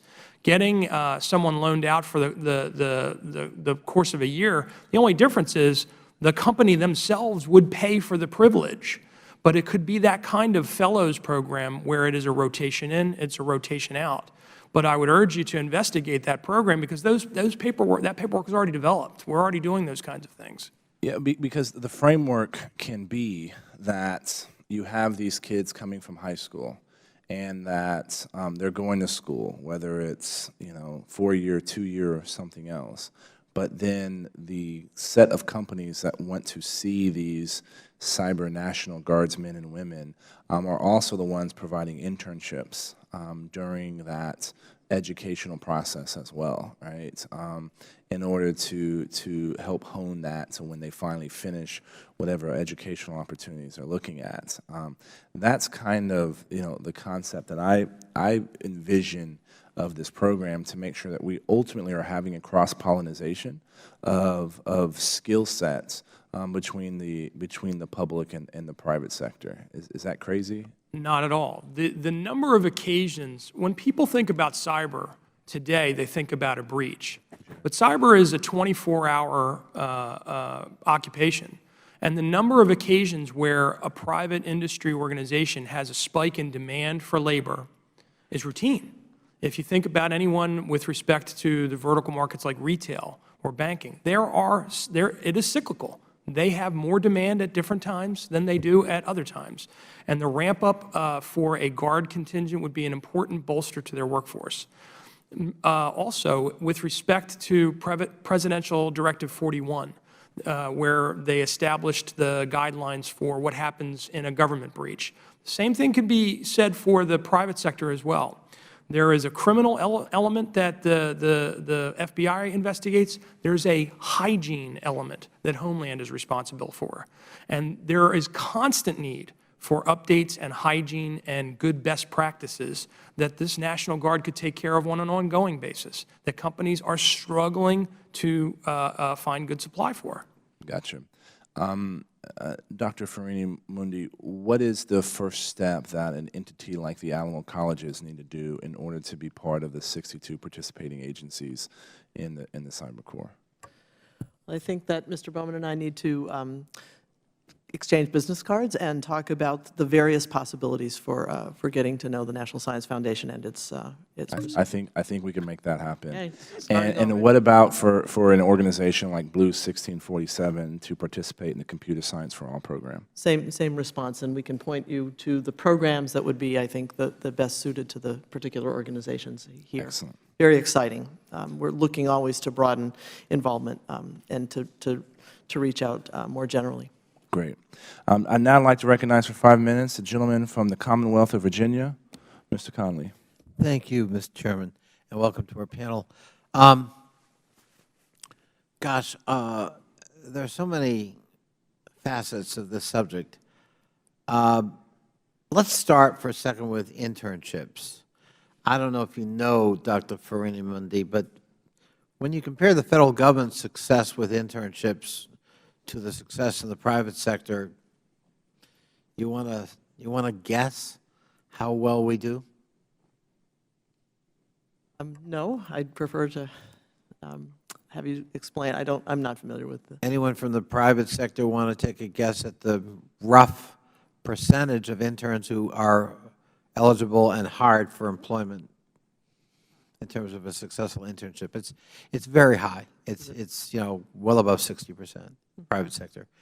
And some private sector companies, well, I won't name one that hires my daughter, but it's in the 90 percentile. We're in the single digits, Dr. Farini-Mundi, and the federal government. It's a fiasco.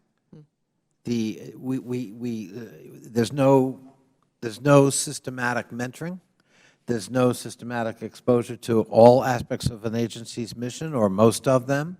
There's no morale booster.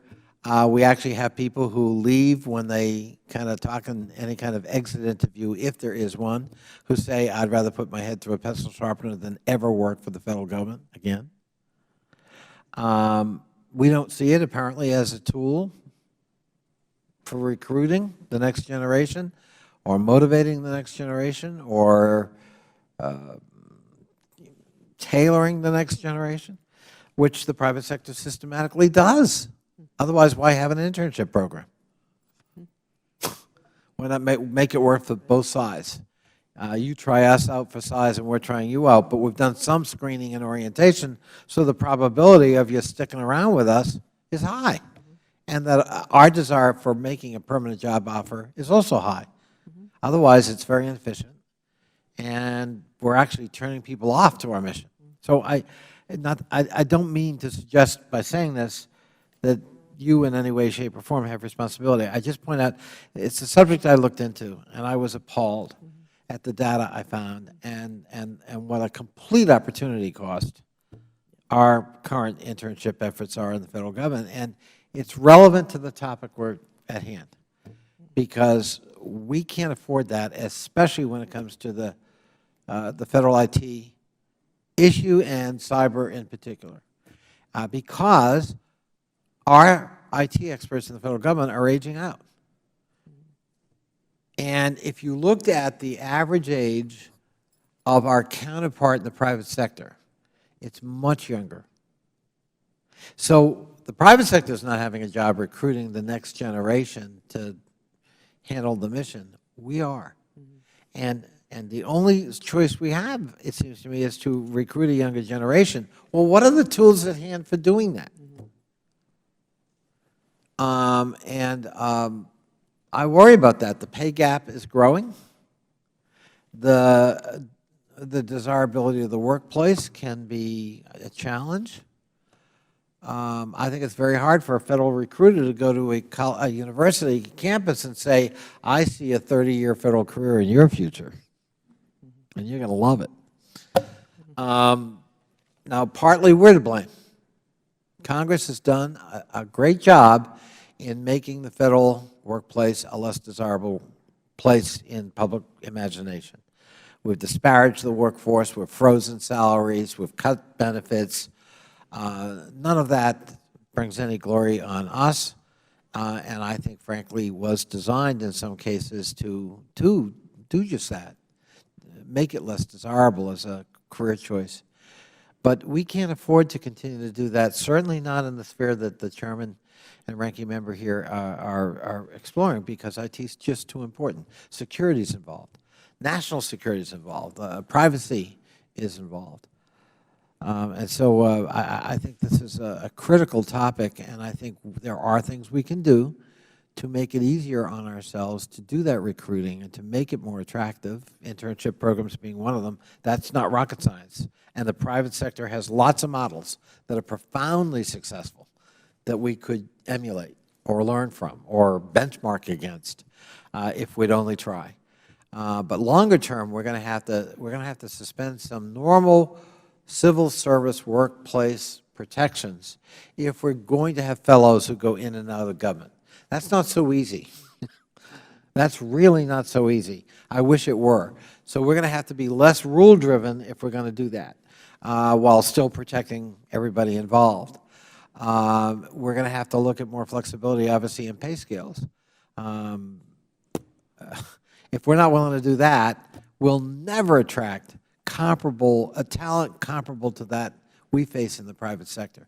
So I think there are lots of issues here for us to continue to explore. I thank you so much for having this hearing, because I think this is a critical piece of what we're trying to do in IT modernization and upgrade the federal government. Thank you, Mr. Chairman. Amen, brother. Last round of questions from me, and then we'll wrap it up. And Dr. Farini-Mundi, are the folks that are participating in the cyber core, are they staying around in the federal government? You gave some stats at the very beginning. Can you characterize that for me?